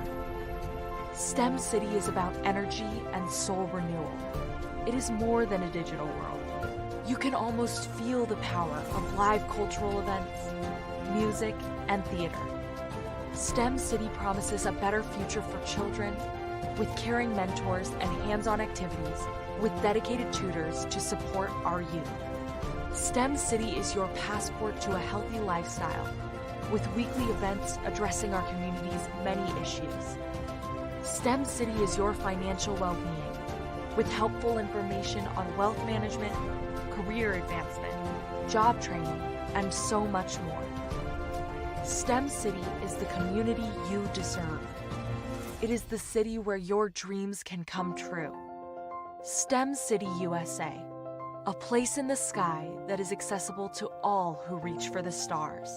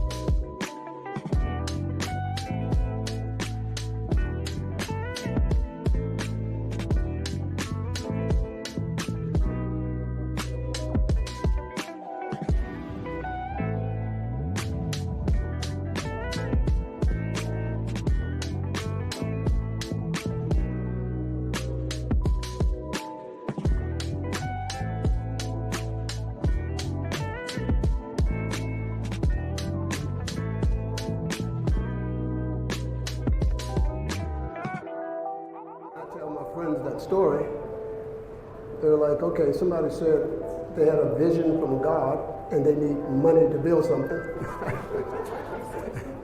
And I was like, well, if this guy tells me that the sun's not going to come up, I would not get out of bed. That's who he is to me. And you can see that my judgment is well placed, because in another 8 or 9 months, we're going to put his technology into an electric car. You know, people always say, well, why'd you build the car and the engine is not finished yet? I'm like, well, when the engine's finished, what are we going to put it in? You know? So we had to do the two parts, what we're doing.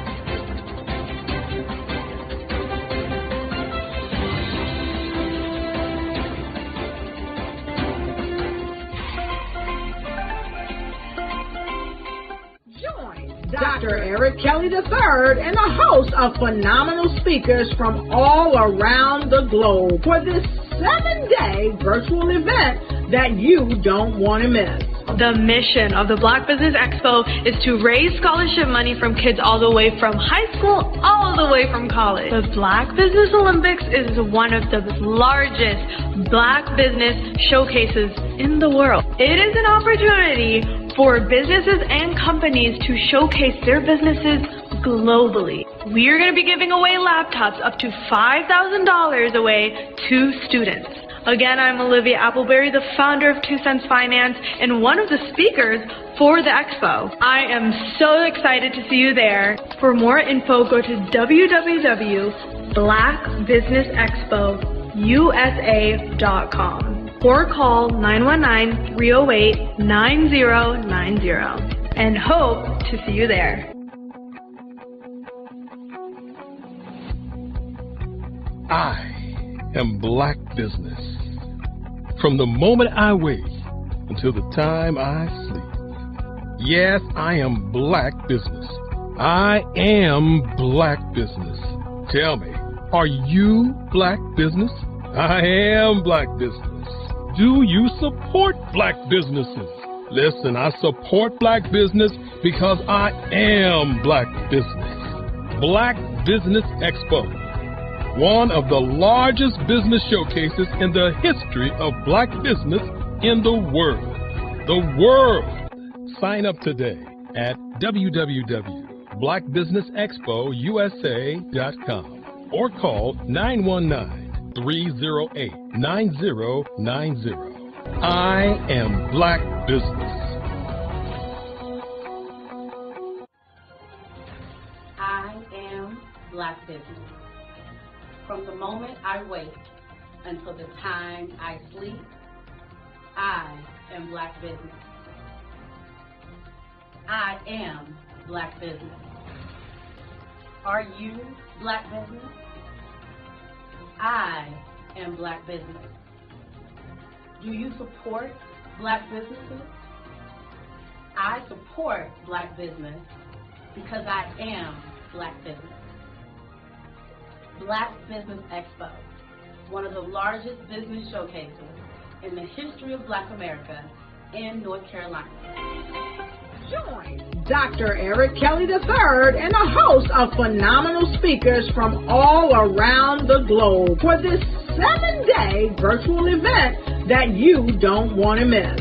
The mission of the Black Business Expo is to raise scholarship money from kids all the way from high school, all the way from college. The Black Business Olympics is one of the largest Black business showcases in the world. It is an opportunity for businesses and companies to showcase their businesses globally. We are going to be giving away laptops up to $5,000 away to students.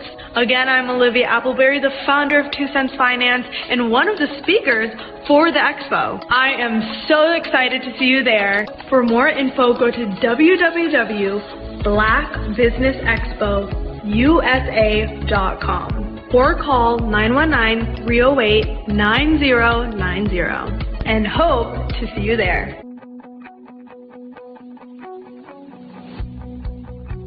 I am Black Business. From the moment I wake until the time I sleep. Yes, I am Black Business. I am Black Business. Tell me, are you Black Business? Black Business Expo, one of the largest business showcases in the history of Black business in the world.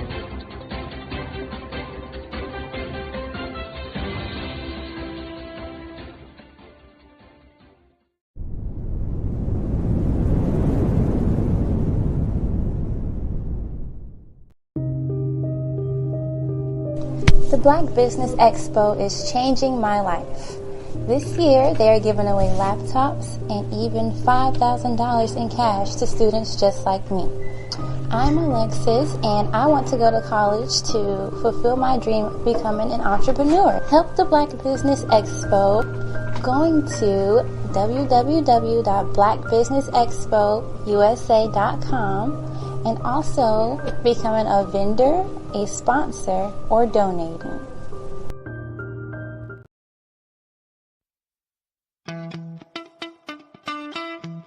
Hi, How many times have you been asked to help someone you didn't even know, a student, a business entrepreneur?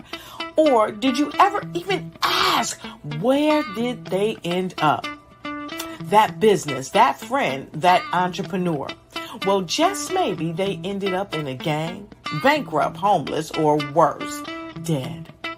Maybe they turned to crime, drugs, and alcohol. Did you ever wonder? Did you destroy their dream, or was your life always so easy?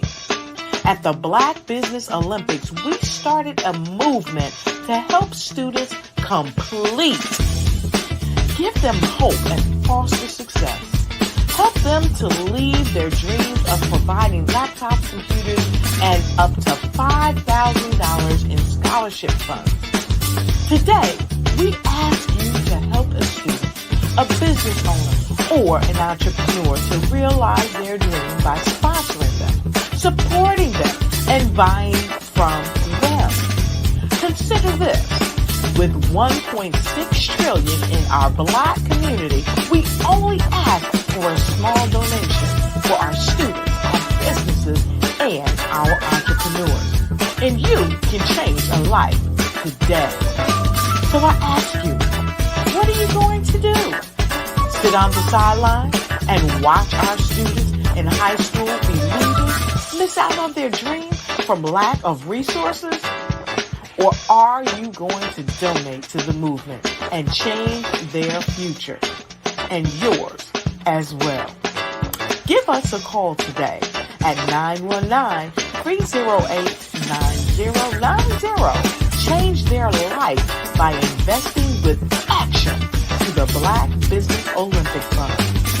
The Black Business Olympics, one of the largest business showcases of Black business in the history of the world.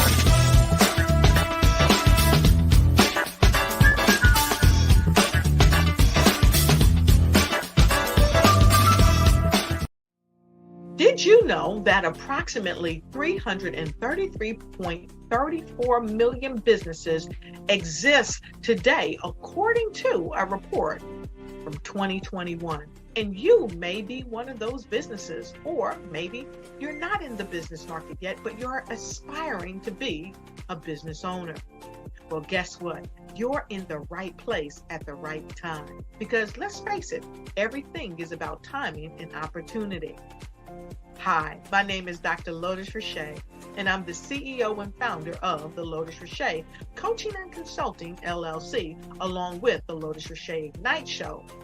15 minutes of success with Dr. Lotus Richey, as well as books to boom your business and bring who you are. And today, I want to bring this amazing message to you about the Black Business Network and the Black Business Olympics. See, the Black Business Network and the Black Business Olympics is designed to help people just like you, that's right, that look like me, to take their business to the next level. Not just in your front yard or your backyard, but globally. The Black Business Network and Black Business Olympics is designed not to just help you survive, but to help you thrive. So join us today as we come together with businesses all around the world to support our students, our children, our young teens, our young entrepreneurs. What we do is we come together to help raise funds for students who are aspiring to be business entrepreneurs, who are aspiring and who are thriving in college. We endow them with a wonderful opportunity to gain scholarship of either a laptop or several thousands of dollars. And we invite you to help be a contributor to this amazing opportunity to help someone that looks just like you. So join us today at our website and let us connect with you and help you ignite and take flight in every area of your life on the Black Business Network and the Black Business Olympics. I'll see you on the other side.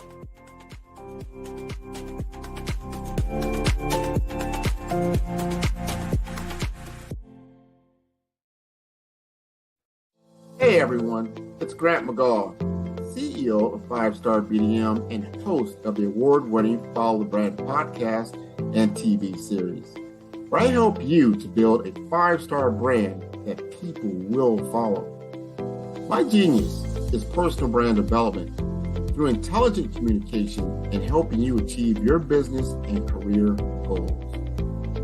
I am a requested speaker on digital technology and brand development issues. I want to work with you to increase the value of your current opportunities while attracting new ones.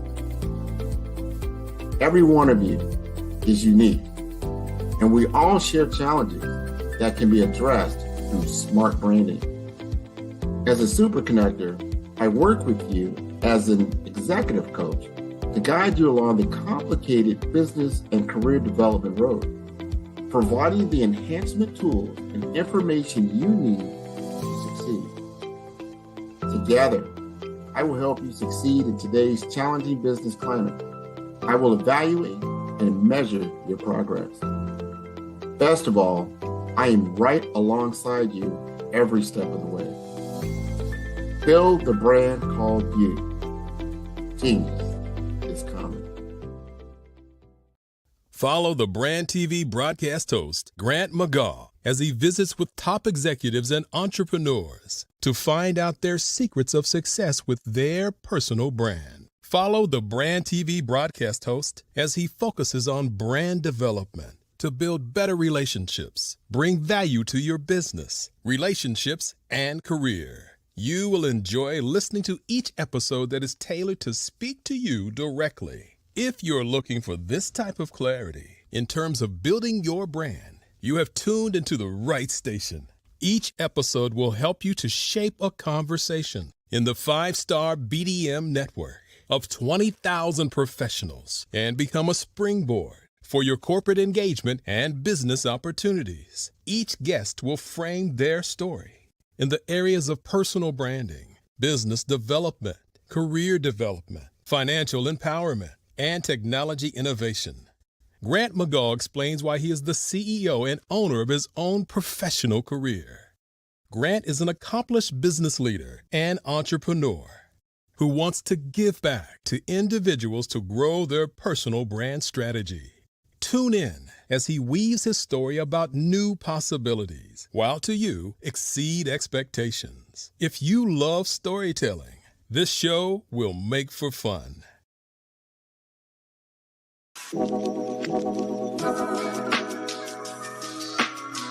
The African company and the African CEO is making a conscious decision to bring on someone external to the continent versus bringing on someone who is from Ghana or Kenya or South Africa.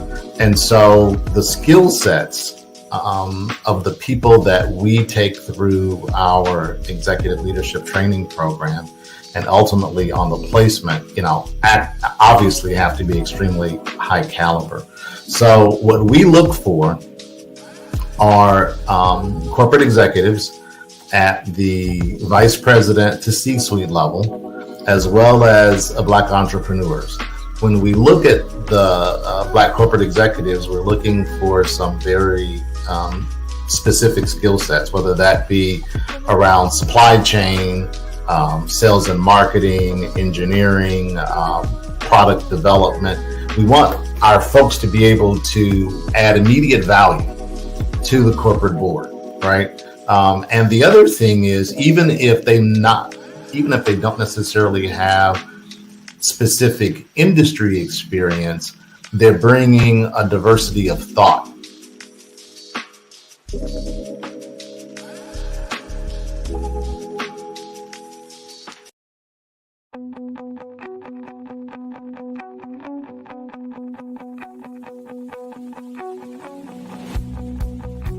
I am Black Business. From the moment I wake until the time I sleep. Yes, I am Black Business. I am Black Business. Tell me, are you Black Business? I am Black Business. Do you support Black businesses? Listen, I support Black business because I am Black business. Black Business Expo, one of the largest business showcases in the history of Black business in the world. The world! Sign up today at www.blackbusinessexpousa.com or call 919-308-9090. I am Black business.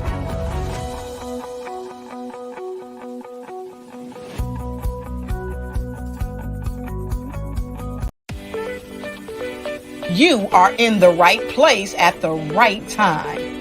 The Black Business Network opens again for its Black Business Olympics, a 24/7 broadcast on business, strategies, global branding, social media marketing, finance, advertisement, and much, much more.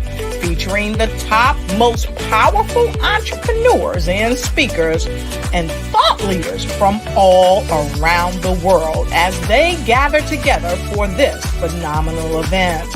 Join the Black Business Network streaming live into the metaverse, STEM City USA, Black Multiverse, Pod TV, Roku, Hulu, iHeartRadio, Apple TV, YouTube, TikTok, Instagram, Google Podcasts, Facebook, LinkedIn, IBM TV, Spotify, and Twitch.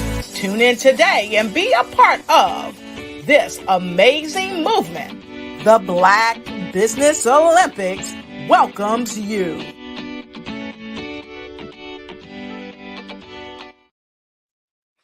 Good afternoon again, business owners, entrepreneurs, thought leaders, and corporations. Welcome to the Black Business Network. My name is RJ Stevenson, CEO of Creative Concepts Production and Design, and I am your business moderator for this afternoon on the Black Business Network. The Black Business Network is a 24-hour business network showcasing Black businesses, business owners, entrepreneurs, and thought leaders worldwide. We have speakers from North Carolina, London, Singapore, Africa, Japan, and cities all over the United States. The Black Business Network is a global community sharing its business knowledge to empower, inspire, and educate businesses about business. Our keynote speaker this afternoon will be Mr. Henry Ward, joined by a fireside chat with Mr. Grant McGaugh. Gentlemen, how are you this afternoon? Just fine, RJ. Great, RJ. Wonderful. How are you? Wonderful. Genius is coming. I look forward to the encounter, and I'll see you all on the other side. Awesome. Thank you. Henri, we get to meet again. How are you? We do, Grant. How are you doing? I am wonderful, wonderful, wonderful, wonderful. I want you to help our audience understand just a little bit backdrop on Be Direct. I know we've had numerous conversations, but there's always someone, this will be their first time. That's right. Hearing this story. I think it's so impactful. So just give us an overview of Be Direct and your role within it. Absolutely. So Be Direct is the first US-based but African-centric corporate board preparedness and board search company.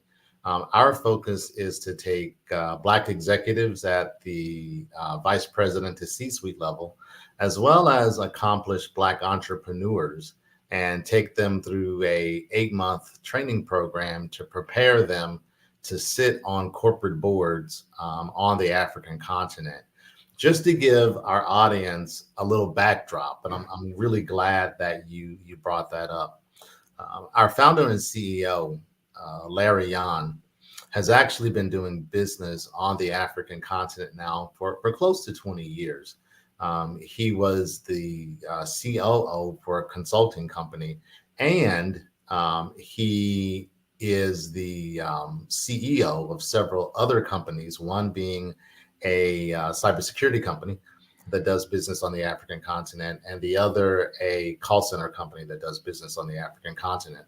So over a period of time, what he realized was that there was a need on both sides. There was a need for Black executives and then Black entrepreneurs to actually get corporate board experience, that they were not necessarily getting those opportunities here in the United States. But he also saw a need on the African corporation side for them to have a couple of things. One, for them to have access to Black entrepreneurs and Black executives that could bring additional skill sets and add additional immediate value to their corporate boards, and also to bring what I call a diversity of thought. Because the reality is that if you are sitting on a corporate board right now in Ghana or Kenya or South Africa, there's a very high likelihood that all of the other folks on that board are from the same country, and many perhaps even from the same region. And so what he saw was a market for Black executives and Black entrepreneurs to get experience that they weren't getting here in the United States, and also a market for Black corporations to get skill sets that they need, and quite frankly, also access to markets perhaps that they weren't getting before. And so that's kind of the backdrop and market driver behind why Be Direct was created. It was created to fill a very specific need. And that need is so prevalent, especially in the U.S. And I hate to say it, but it's been unfortunate over time that, yeah, we make up 13 to 15% of the population. Only less than probably 2 to 3% of those executives in corporate America are of the African, or I would say that the Black American persuasion. Yeah. Which I don't know if a combination of just experience, is it opportunity, is it capability? I mean, where do we sit? So being able to then get an opportunity in the African continent, which is a plethora of different countries there, and that they see the need, or not even just the need, that they see that, hey, here is a whole group of individuals that could help us in what we want to do, and giving them opportunities. So you've had, I believe, a couple of cohorts already go through your program. Give us some feedback. What was the feedback from those classes? I know one is probably ongoing, but let's talk about that first. What was some of the feedback you got from the key executives and some of the opportunities they were able to get involved in?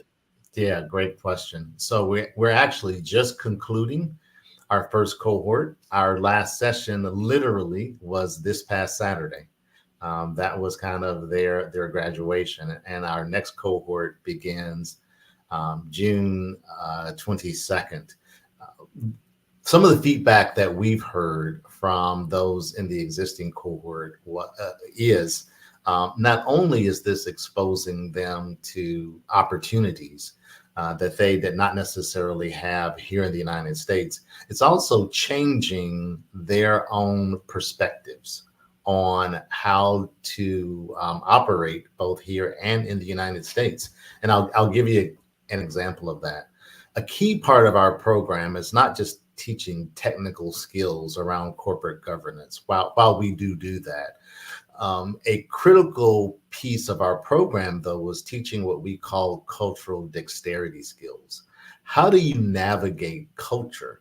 And a part of what some of our participants have told us is, this has been a life-changing experience for them. And, you usually don't hear that when you're talking about corporate governance training. People normally don't come out of corporate governance training and say, wow, this has changed my life. But that is really the feedback that we're hearing. And really, it's because of this mixture of corporate governance and cultural dexterity, where our participants are getting insights not only into governance, but they're getting insights into themselves. They're getting insights into how they operate in different circumstances with different types of people. And, many of us have taken tests or assessments like Myers-Briggs, or we've taken other types of personality assessments. And a part of what we do in Be Direct in addition to the technical training, in addition to the executive coaching, we administer several personality assessments. And so these cohort members get to tap into how they actually think. Are they predominant left brain thinkers? Are they predominant right brain thinkers? Are they holistic brain thinkers? When they approach solving problems, how do they approach problem solving? Do they approach it from an analytical standpoint? Do they approach it from a relationship building standpoint? And so all of those types of characteristics go into our training. And, you know, the most powerful feedback that we've gotten from our participants is, you know, this really helped me delve deeper into who I am as a person, right? This has helped me not only in terms of being able to, you know, be a valuable player on an African corporate board, or quite frankly, any corporate board, but this has helped me in terms of my personal relationships. This has helped me in terms of really understand how I look at problem solving.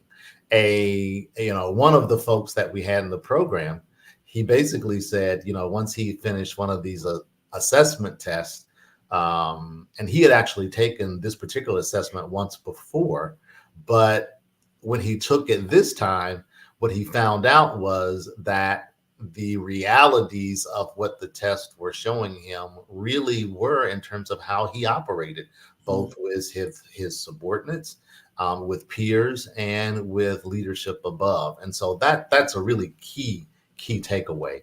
Another key takeaway that this particular cohort told us was they were absolutely blown away in terms of the caliber, one, of the other cohort members, and two, the caliber of folks that we were bringing to the table in order for them to interact with.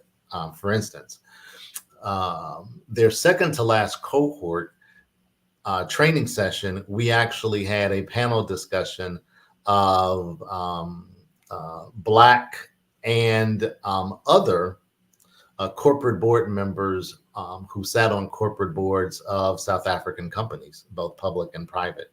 And so what we were able to bring to the table were women, Black African and white African board of directors members who were sharing their own experiences in terms of what does it mean to be a corporate board director on the African continent. In their graduation service this past Saturday, we actually brought to the table a person who is just absolutely phenomenal. I will mess up her last name, and so I won't attempt to try it on live air. But her first name and her title is Dr. Rufaro. Rufaro is her first name. And she actually is a PhD, but in addition to that, she currently sits on 2 or 3 corporate boards in South Africa. She is not South African. I believe she is from Zambia. Mm-hmm. And so what she talked about was not only the cultural diversity and cultural dexterity of being a Black African, sitting many times on white corporate boards on the African continent in South Africa, but being culturally different from those who are South African. And so those who look at her saying, well, you may not know our culture because although you're from the African continent, from Zambia, you're not South African. And so in her own way of adaptation, even though she is a Black African, she is an indigenous Black person on the African continent, she had to go through her own cultural dexterity and cultural awareness and understanding the fact that she would be viewed as other coming into South Africa, and she told her story, and it was absolutely phenomenal. It blew our cohort members away, because it really talked to the fact that even if you are a Black African on the African continent, if you are going from country to country, you will still be viewed as other, and you still have to be able to navigate culture, even if you are indigenous to the continent. And so that kind of reinforced to them this whole training module that we have in terms of what does it mean to actually navigate culture? What does it mean to actually understand that you can't take Western values and Western thinking and just forklift that into another country on another continent and think you will be successful, because you won't. We tend to, in the United States, we tend to look at Africa monolithically. We tend to look at it, the continent of Africa, as if it were a country. And the reality is there are 54, 55 different countries that sit on the continent of Africa, each having their own way of doing things, each having their own culture, each having their own way of navigating internationally. And if you come into that environment with a one-size-fits-all approach, you will not be successful. It would be the same as if someone going to Europe and thinking that all Europeans are the same. And the reality is, a Brit thinks of him, her, or herself very different than a Spaniard, who thinks of him or herself very different than an Italian, who thinks of him or herself very different than someone from Greece, although they're all European, right? They all have very different ways of doing things.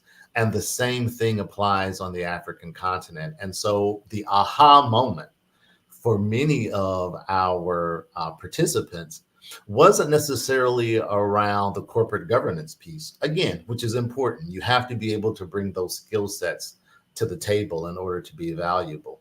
But what they found most important was actually the piece about understanding themselves, and then understanding how do you navigate culture. Because again, if you're a very analytical person, and you come into an organization that is more freewheeling in terms of its culture, from a corporate board perspective, you might get your feelings hurt. I can imagine that, man. We get our feelings hurt all the time just in the U.S. I mean, what you're talking about is so true. Just think about the differences between living in the Southeast, where I am, in like Miami, as opposed to living in the Northwest. Up in the Seattle area, or if you go all the way down to the Southwest in the Arizona, in that area, or what we call the Deep South, and all these other things, they're all different in how they view things. And I'm sure, because of what you said is so true, and we need to get away from that. We don't think of, hey, I'm going to Europe. You normally say, yes, I'm going to London, I'm going to France, I'm going to the, maybe you may say something about the Mediterranean or something like that, because there's a lot of different countries. Right. But Africa is a huge place. Absolutely. And there's so many different, not only, we say the indigenous, and when we say indigenous, I'm talking about the tribal. That's right. The tribal, and then understanding those tribal nuances, and you may have no idea about nothing like that. And I say this very candidly, just like in the U.S. Talk to us about the Native American tribal system. You'd be like, I just thought they were all Indians. You're like, oh, right. You're cool. You'd lose right off the bat. Because there's just so many different personalities and tribal customs and culture and all those things. Absolutely. Here's a perfect example of that, of Grant, if I could. And I've talked about this with some of our other sessions. One of my best friends is Nigerian. He's Yoruba. And as many may know, within Nigeria, there are three main clans, if you will, or three main cultural tribes. There is Yoruba, there's Hausa, and there's Igbo. And they are mainly divided in terms of geography, where they sit within inside of the country of Nigeria. So he was born and raised in Nigeria. Left Nigeria in his early 20s to come to the United States to go to college. He's now been here in the United States, well, close to 40 years or so. He views himself as a Nigerian living in America because culturally, in his mind, he's still very much Nigerian. When he goes home to Nigeria to visit his relatives, he's viewed as an American visiting Nigeria. Again, born and raised in Nigeria, family still is in Nigeria. But because of the fact that he has been gone for so long, he is now viewed as other by his own relatives. Yeah. He's not viewed as Nigerian anymore. He's viewed as American. And that's one of the things that we also spend a lot of time in terms of our onboarding process and a lot of time in terms of our training process. Training folks to understand that even though you may have the same amount of melanin in your skin as those folks, as Africans on the continent, you are viewed as an American. And while there is a desire to get to know you and a desire to do business with you, understand that you still have that cultural barrier that you have to deal with. Just as my friend who born and raised in Nigeria is now considered an American, right? Because and what's interesting is I've heard that story many times from many people, from those who were born and raised in Haiti or born and raised in Jamaica or born and raised in Ghana, who have spent time in the West, have spent time here in America. And when they go home, they're not viewed as, Haitian or Ghanaian or Jamaican anymore. They are viewed as American. And it's being able to understand, how do you first come to that realization, right? Because it can be very jarring for someone who was born and raised somewhere to go back home. You know, that old saying, you can never go home again. But it could be very jarring for someone, and just think about what levels of magnitude that is for someone who is born here in the United States, who is Western trained and Western thinking, and now you go to a different country. Here's another example that Dr. Rufuro actually brought up during her session last week. In the West, we view time from a Western perspective. We view time in terms of, if a meeting is supposed to start at 9 a.m., 9:05, you're late. 9:15, don't bother to come. Right? That is very different for many other cultures. It is different for cultures on the African continent. It is different actually for some Asian Indian cultures as well. Perfect example. If a meeting is supposed to start at 9 a.m., let's say in Ghana or South Africa, if a person gets there by 9:15 or 9:20, and this may be your host, by the way, this may be the person who you are meeting with that you perhaps are trying to get business from. If that meeting starts at 9:15 or 9:20, you're doing pretty good. And by the way, once they get there at 9:15 or 9:20, the first 15 to 20 minutes may be spent just talking about family. How are you doing? How's your family? How's it going? And so from a Western perspective, we sometimes will get frustrated with that, right? We have the concept of time is money, right? And, I came here to talk about business. And the reality is, for that particular culture or those cultures, there's much more, at least initially, there's much more an emphasis on building relationship, right? I'm really not interested in doing business with you until I have kind of meshed with you as a person. And a part of us building this relationship is us spending time not talking about business. It's spending time really for me to get to know you as a human being, to decide if I want to do business with you as a human being before I start talking about actual business. And that's very different. That approach is very different than approach that we take in the West. In the West, it's let's talk about business, let's get it done quickly, ba-bump, ba-bump, ba-bump, ba-bump. And that's not the reality of the way business works in many countries on the African continent. And one other thing, there is also a difference between doing business in Southern and Western and Mid Africa versus Northern Africa. The term that's predominantly used, and I don't necessarily like this term, but I will throw it out there as a term that's used so people will know what it means. Northern Africa versus Sub-Saharan Africa. And when people use the term Sub-Saharan Africa, many times they are using it in a pejorative sense, which is why I don't like using that term. When people say Sub-Saharan Africa, usually what they're referring to is quote unquote Black Africa, as opposed to Northern Africa. You'll see countries such as Egypt or Tanzania or some other countries.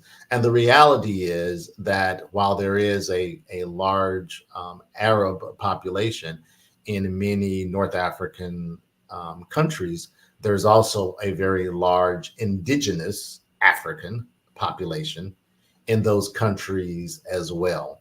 And so that's why I don't like using that term. But there are cultural differences even between Northern Africa and South and Central and West and East Africa. And so being able to just navigate culture is extremely important. It is actually as important or more important than actually understanding the technical aspects of cultural governance. I'll give one more example. During the panel discussion in which we had current corporate board members of African companies to talk to our cohort, one of the corporate board members, who happened to be a Black male who sits on at least, I think, 2 corporate boards on the African continent, specifically in South Africa, he made a comment in terms of many times Americans will come into South Africa or they will come into other African countries expecting to export their way of doing business. And one of the things that he talked about in South Africa, there is this focus on understanding that anytime a company outside of the South Africa comes and do business, they have to understand that what the South African government in particular is looking for in terms of bringing them in or kind of giving them a blessing in terms of doing business in the continent or doing business in that country is what aspects are they providing in terms of uplifting in terms of the community. So what community services are they bringing to South Africa in addition to just monetary value? And then also, what are they doing in terms of to help the indigenous African supply chain? So let's say a large company comes in, multi-billion-dollar US company comes in. what they will be evaluated on is not just, the amount of monetary value that they're bringing to the South African government, the South African community, but how are they building up community within South Africa, and how are they helping other Black businesses as a part of their supply chain? Because they did not understand this was a very large franchise based here in America. I won't name the franchise, but he did. Very large franchise that many people will know, came to do business in South Africa. And they came again with a very Western approach. And they did not understand that in order to do business, in order to kind of get approval, that they needed to show how they were bringing Black companies, Black South African companies into their supply chain. They did not understand that they had to show how they were building up Black communities that they were putting their franchises in. And because they missed on both of those key performance indicators, they did not get an opportunity to get the business in South Africa. And they totally missed it. They thought just by them coming in and bringing dollars in that they could get approval, and that just was not the case. So again, that's why we spend so much time emphasizing culture. We spend so much time in emphasizing navigating culture, because it really is the difference between success and failure. 100%. And I hope we take something out of what you just said when we think about our own communities here in America, when a lot of companies will set up shop in the communities. I mean, do they actually ask that question? How are we benefiting the community? How are we giving back to the community? How is that demonstrated, not just lip service? Show me the case in point. And I know a lot of times, in the government world, you get RFPs and whatnot. They ask you these questions, but then the reality is, when you go back and look at, all right, what really happened? How was this done? Are we seeing tangible evidence of the company or companies giving back? So that's interesting. I wanted to ask you this from an objective standpoint. Sure. From the African, let's say, corporation that's operating, and they're going to bring in an American operative, and they're looking, what is their objectives? Because they don't want to sit there and have to teach you about their culture. Absolutely. Get something out of it. What's exactly their objective? Absolutely. Awesome question, Grant. They're looking at this from a couple of different reasons, and I'm really glad that you asked that, because the reality is, anyone that we bring in from our side has to be able to add value immediately to that corporate board, because the reality is that the CEO and that existing board is making a conscious decision to bring an outsider in, right? And so whoever that outsider is has to be able to show that they are adding immediate value to that board. And here's a way that they can position themselves to do that. Either through skill set value, functional skill set value, through industry value, or through access to market value. And I'll go through each one of those. From a skill set value, and all boards are different. And I want folks to understand this. Corporate boards, when I say corporate boards are different, what I mean is that when a corporate board is looking, even in America, when a corporate board is looking to bring someone on as a new member, they're really looking to figure out, how do I fill a hole that I don't have filled right now? Whether that hole be around skill sets or industry. So for instance, in the United States, you may have a corporate board where now these days, cybersecurity is such a huge issue. So, any American corporate board now may want to make sure that they have someone on their board that has really strong cybersecurity skill sets. From a industry perspective, that person also would probably want to have industry experience in the industry that this corporate board operates in. The same thing holds true for corporate boards on the African continent. They may be looking to fill a skill set perhaps around sales and marketing, or perhaps around product development and or supply chain. Something I want to make sure there's difference between being what we call an operator and being a corporate board person, meaning that you don't come onto the corporate board to have day-to-day operations experience, meaning that even if I'm bringing you in as someone with strong sales and marketing experience, I don't expect you to work directly with my sales and marketing team to go out and do deals, right? There's a saying, eyes in, hands out, right? So the corporate board is there to be in an advisory role and in a policy-making role, not in a day-to-day operations role. But the skill sets that board is looking for could be unique board to board. Many are looking for people who might have access to the U.S. market, right? So, and you may not think in your current position that you can fill that, but the reality is that you may know someone who may know someone who may know someone who can help this company get access to different markets. And so in terms of what the value that these corporations are looking for, they're looking for people that have specific functional skill sets that can help them grow. They're looking for people that have specific industry skill sets that can help them grow. And they're looking for people that have market access that can help them grow. Notice there is something common about all of those three examples that I gave, and that is that can help them grow. Yes. Right. Yes. Right. Yes. You're looking for people that can help them grow. 100% on that. And once you understand the objectives, it makes it easier. Then it's just a communication style. What you make sure you're like, when in Rome, do as the Romans, Right. kind of thing. Right. At the same time, you could probably educate them a little bit more on American lifestyle.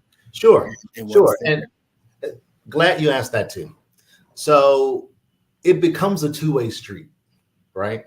And that's kind of phase 2 of our Be Direct kind of multi-generational product plan, if you will.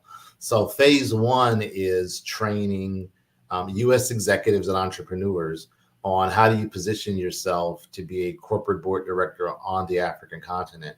Phase 2 is actually working with African CEOs and corporate boards in terms of how do you now navigate culture with Americans, right? So it has to be both ways because there are many times a board, a board operates many times like a family. And people a lot of times don't understand that. I was actually talking to a gentleman who worked for one of the major consulting firms here in the United States. And he had, it's a global consulting firm, but he had US responsibility. And he had responsibility for actually tapping into Black corporate executives, usually at the C-suite level, to place them on corporate boards in the United States. And as he was getting feedback from corporations in terms of what they were looking for, they basically told him, they said, most of our board appointments come through referral, right? And we look for people that we know, we trust, and we like. Yes, of course. Right? Yes. And if you don't fit those criteria, if I don't know you, if I don't trust you, and if I don't like you, then you probably are not getting an appointment on any board here. And the reality is that's just not in the United States. That works across the continent as well, which is why building that cultural dexterity and building those relationships are so important. And what we do at Be Direct is we try to facilitate those discussions by preparing the U.S. Executives for this cultural dexterity piece, but also we are pre-vetting companies on the African continent. For instance, we would not want to place a Black female on a corporate board on the African continent in a country that did not necessarily value Black females. Right. Right. I see RJ is back with us. I didn't know when to jump in, and I'm back here playing hopscotch. I'm like, I'm pulling in all the information. I don't want to interrupt because I'm learning so much. Having had some global traveling myself, very, very great content. I'm going to actually go back and watch it again. Thank you all so much for your wealth of knowledge. Amazing conversation. Genius is common. Actually, Mr. Henry, can you let us know, our viewers, how they can get in contact with you in the future? Absolutely, RJ. Please go to our website at www.globalboarddirector.com. And Global Board Director is all one word. www.globalboarddirector.com, and take a look at our video. Once you take a look at our video, there is a section on the website that talks about U.S. executive applications. Click on that and feel free to give us your information. You can also send us an email at info at globalboarddirector.com, and we will most definitely respond to you. Wonderful. Thank you so much for the conversation and your insight. Genius is common, and I'll see both of you on the other side. Thank you so much. Thank you, Grant. Thank you. Wow, what amazing information we've received about board positions and even global board positions. I know that you've enjoyed that conversation, that fireside chat between the two of them. The Black Business Expo's mission is to raise funds for high school seniors going to college or K-12 entrepreneurs. The Expo is a fundraiser for students. You can go to www.blackbusinessexpo.com to donate to the scholarship fund or use the Cash App on the screen below, $BBX USA. Our goal is to give laptops and up to $5,000 to 10 students. Students can also register online at www.blackbusinessexpousa.com. Again, that's www.blackbusinessexpousa.com. Every dollar counts, so we want to remind you to donate to the scholarship fund. We want to thank our Black Business Expo USA sponsors for April 2024. NC100, Moody Capital Partners, Suede Soul, Lotus Roche Lotus Roche Coaching and Training, Carolina, Virginia Minority Supplier Development Council, Step Management, The Hello LLC, Barbara H. Smith LLC, Margie McLean Foundation Incorporated, Genius is Common, Earth Essentials, Melanie Shani Global, 5-Star BDM Media, Executive Women's Success Institute, The Quality Coaching Company, Superwoman Business Services, Creative Force Studios, Lee Entertainment, Artistic App Design, and of course, Black Business Expo USA. My name is RJ Stevenson, your afternoon moderator. Genius is common, and I'll see you on the other side.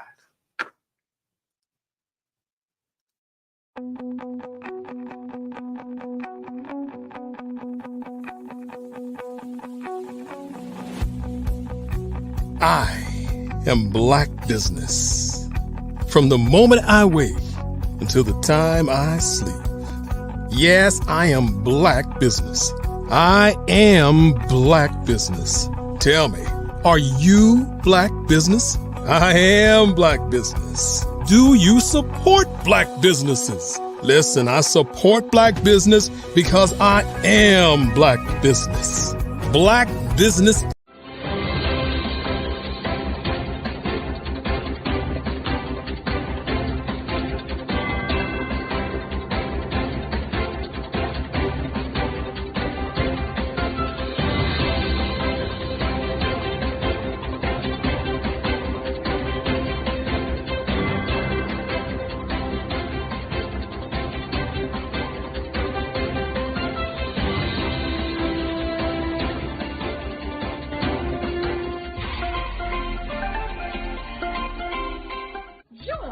Dr. Eric Kelly III and a host of phenomenal speakers from all around the globe for this 7-day virtual event that you don't want to miss.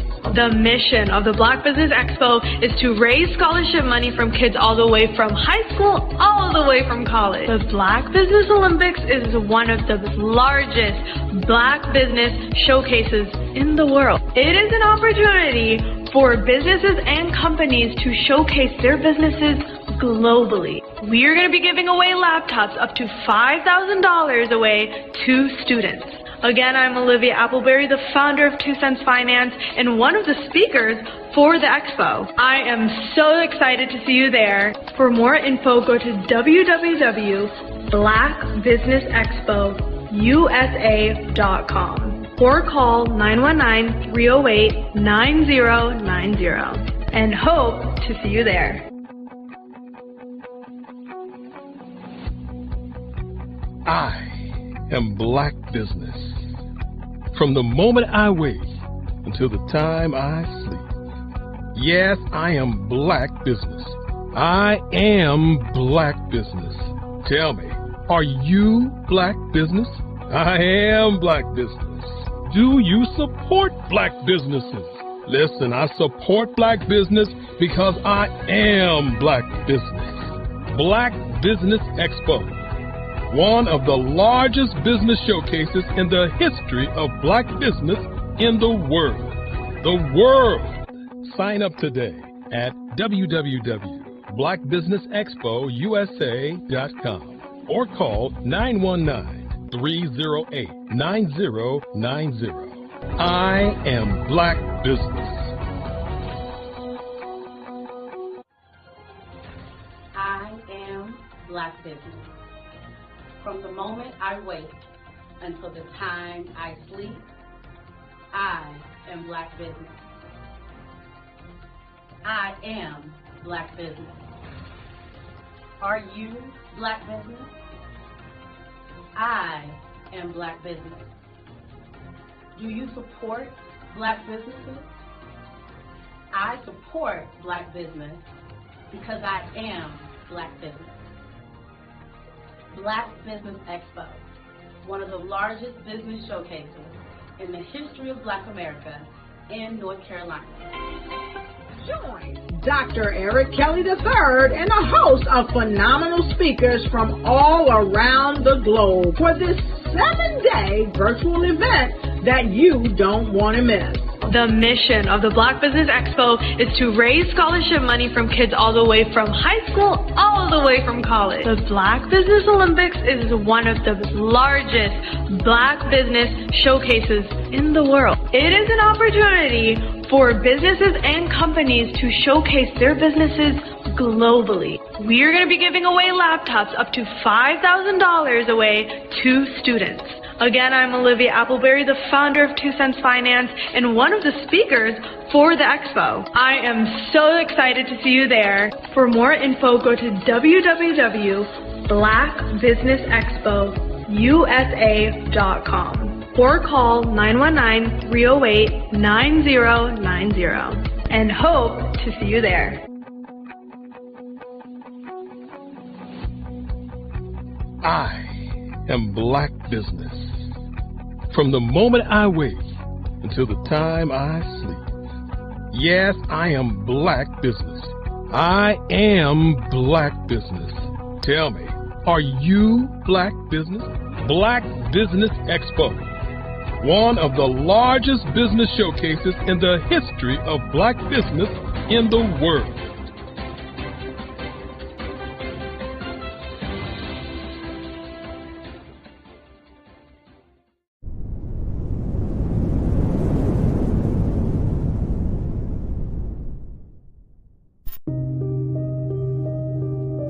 The Black Business Expo is changing my life. This year, they are giving away laptops and even $5,000 in cash to students just like me. I'm Alexis, and I want to go to college to fulfill my dream of becoming an entrepreneur. Help the Black Business Expo going to www.blackbusinessexpousa.com and also becoming a vendor, a sponsor, or donating.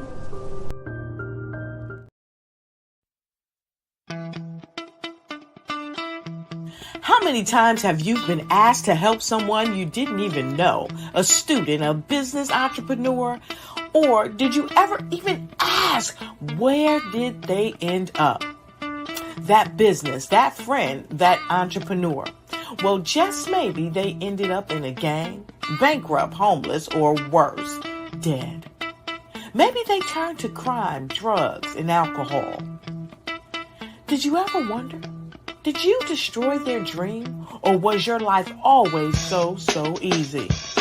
At the Black Business Olympics, we started a movement to help students complete. Give them hope and foster success.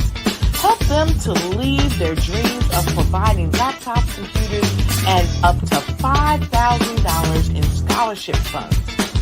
Today, we ask you to help a student, a business owner, or an entrepreneur to realize their dream by sponsoring them, supporting them, and buying from them. Consider this. With $1.6 trillion in our Black community, we only ask for a small donation for our students, our businesses, and our entrepreneurs. And you can change a life today. So I ask you, what are you going to do?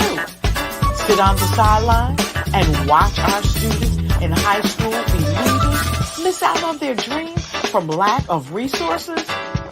Or are you going to donate to the movement and change their future and yours as well? Give us a call today at 919-308-9090. Change their life by investing with action to the Black Business Olympic Fund. The Black Business Olympics, one of the largest business showcases of Black business in the history of the world.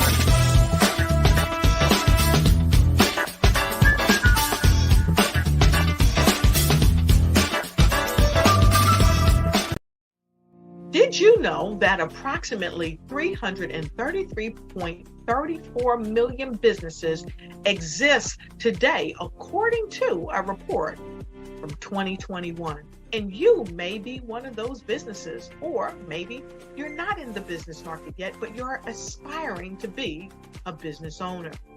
Well, guess what?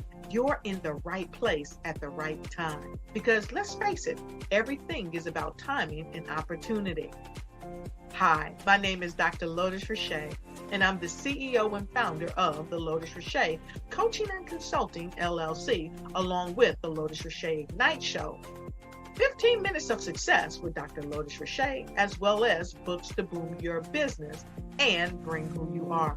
And today, I want to bring this amazing message to you about the Black Business Network and the Black Business Olympics. See, the Black Business Network and the Black Business Olympics is designed to help people just like you, that's right, that look like me, to take their business to the next level. Not just in your front yard or your backyard, but globally. The Black Business Network and Black Business Olympics is designed not to just help you survive, but to help you thrive. So join us today as we come together with businesses all around the world to support our students, our children, our young teens, our young entrepreneurs. What we do is we come together to help raise funds for students who are aspiring to be business entrepreneurs, who are aspiring and who are thriving in college. We endow them with a wonderful opportunity to gain scholarship of either a laptop or several thousands of dollars. And we invite you to help be a contributor to this amazing opportunity to help someone that looks just like you. So join us today at our website and let us connect with you and help you ignite and take flight in every area of your life on the Black Business Network and the Black Business Olympics. I'll see you on the other side.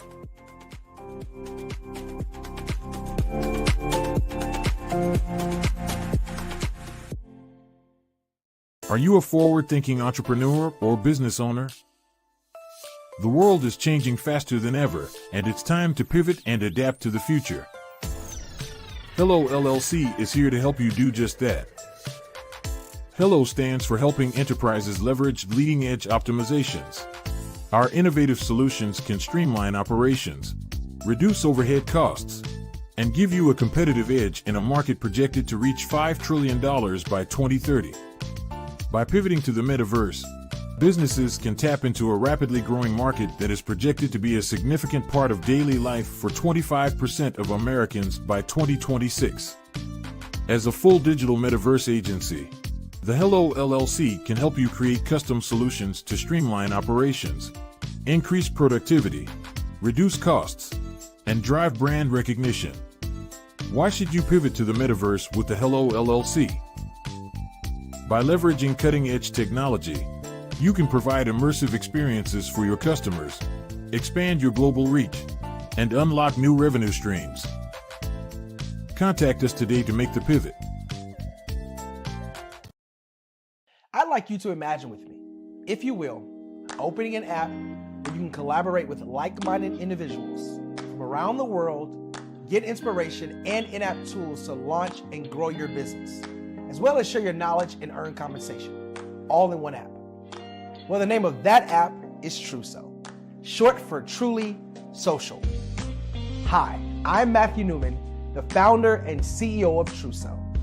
A new concept in social media, Truso is designed from the ground up to be a platform that's both social and empowering for all its users. How exactly do we do that? I'm glad you asked. First, Truso brings the world together via video. Psychologists assert that video provides a significantly more effective connection than audio only. When you enter a community on Truso, you're face to face. Second, on Truso, you don't have to have 1 million followers to monetize. Our business model allows all hosts and moderators to monetize, no matter the size of your following, by 1, producing fee-based content, and 2, inviting others to join the platform as subscribers. Even more, Truso has an in-app resource library with over 100 free resources, forms, and documents to help you build your brand and grow your business. Third, Truso is inclusive. The deaf and hard of hearing communities make up 360 million people worldwide.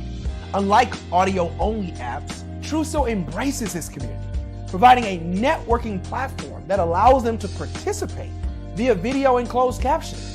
We even have a deaf and hard of hearing foundation in the works as well. Fourth, Truso is both social and safe. We refer to Truso as a virtual extension of the beauty shop, barbershop, and brainchild of the community. A place where there's laughter, along with wisdom, growth-oriented conversation, and genuine connections in a safe space. Truso even has proprietary security to ensure we maintain a safe environment for everyone. Where are we at now? Truso is live, y'all. We've launched in beta and we're acquiring users daily. We have an incredible development and marketing team, plus amazing celebrity influencers at the table, helping us spread the word around the globe, beginning within the African diaspora and beyond by creating a safe space for growth, connection, and collaboration. We're truly excited about Truso. We've created something special for which there is a global market. And we invite you to embark on this journey with us as a shareholder. The future for Truso is truly bright. Join us and let's go there together.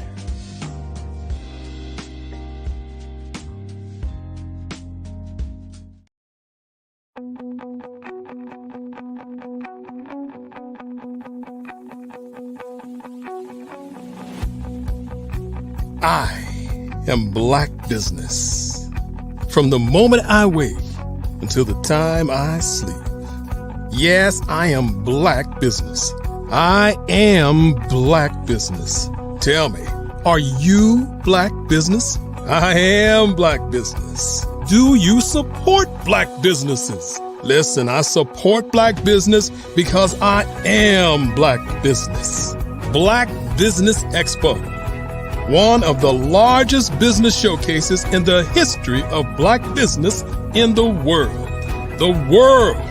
Sign up today at www.blackbusinessexpousa.com or call 919-308-9090. I am Black Business.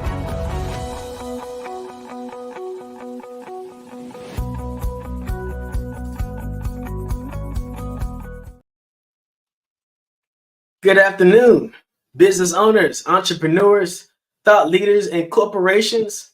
Welcome to the Black Business Network.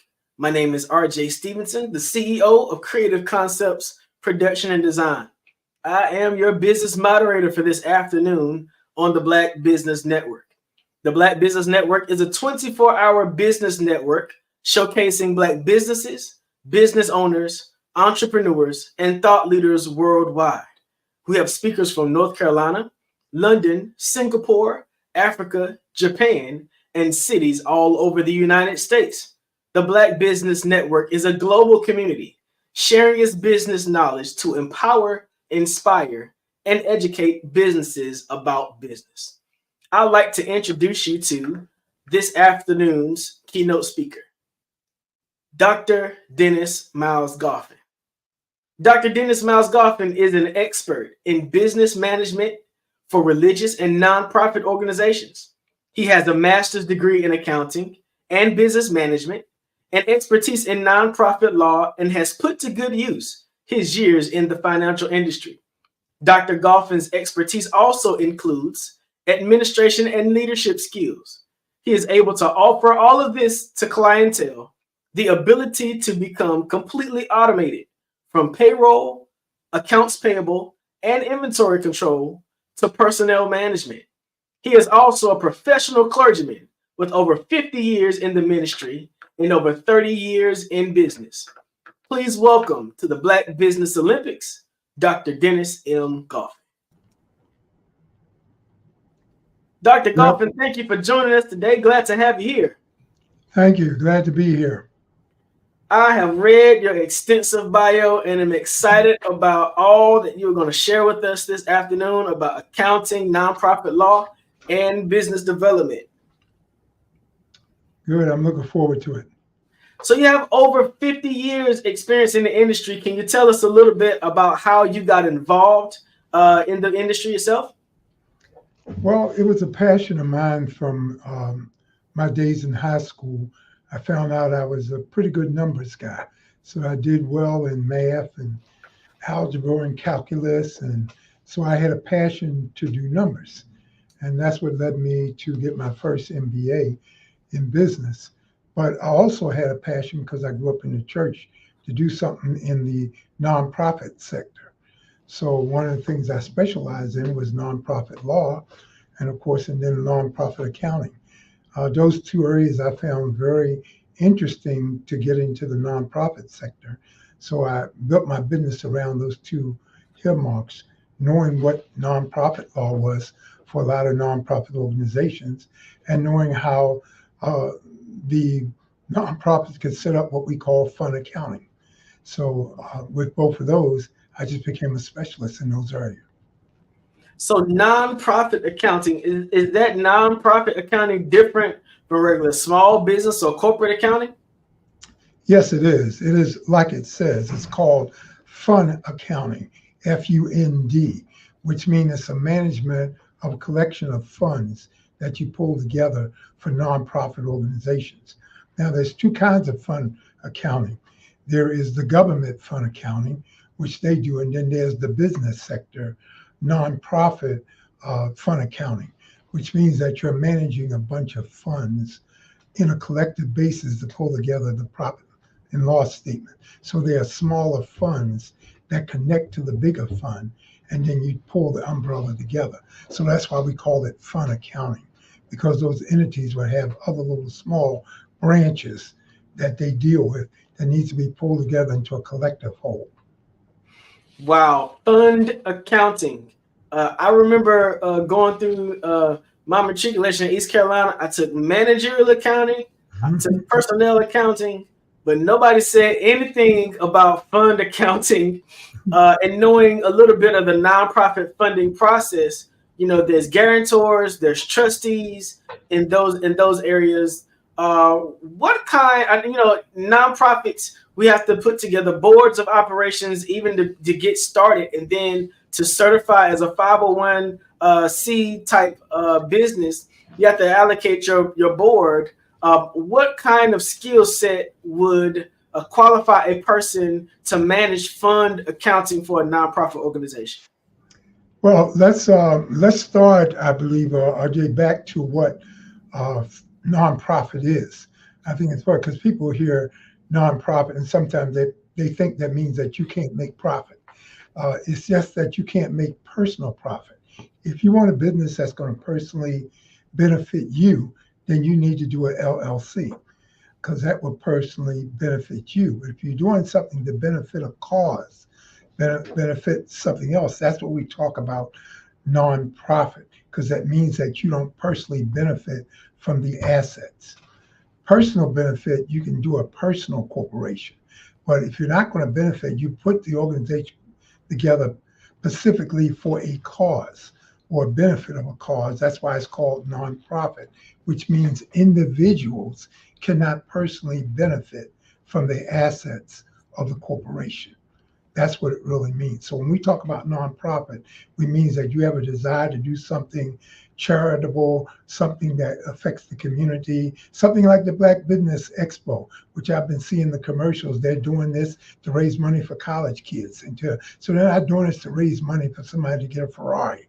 And it's not to get a mansion house. They're doing it for a cause. So that makes it a nonprofit. So monies raised have to be used for the purpose in which it's raised for. So that's what a nonprofit organization would involve. Now, that's when I tell people, when you sit down to say, I'm a former corporation, the first thing I ask them, what do you want? You want to make money for yourself, or you want to help affect a cause? Because it's two different things.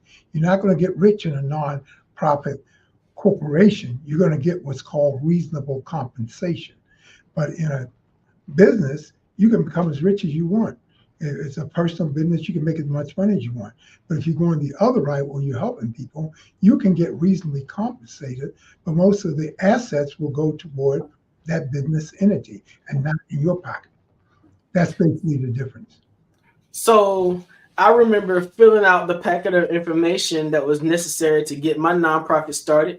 You helped me with that. Can you talk briefly about some of the information that's necessary for you to have together before you start on the nonprofit filing end?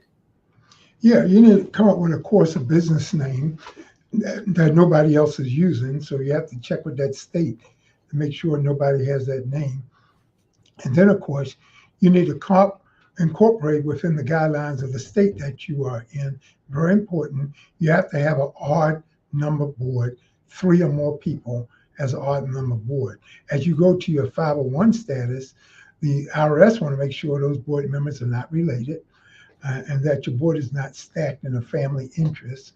So you're probably going to look at 3 to 7 board members. Also, the board members in a nonprofit cannot be paid by the nonprofit. So you don't have paid board members. You have non-paying board members. They can't even be involved in things that's going to be of their best interest.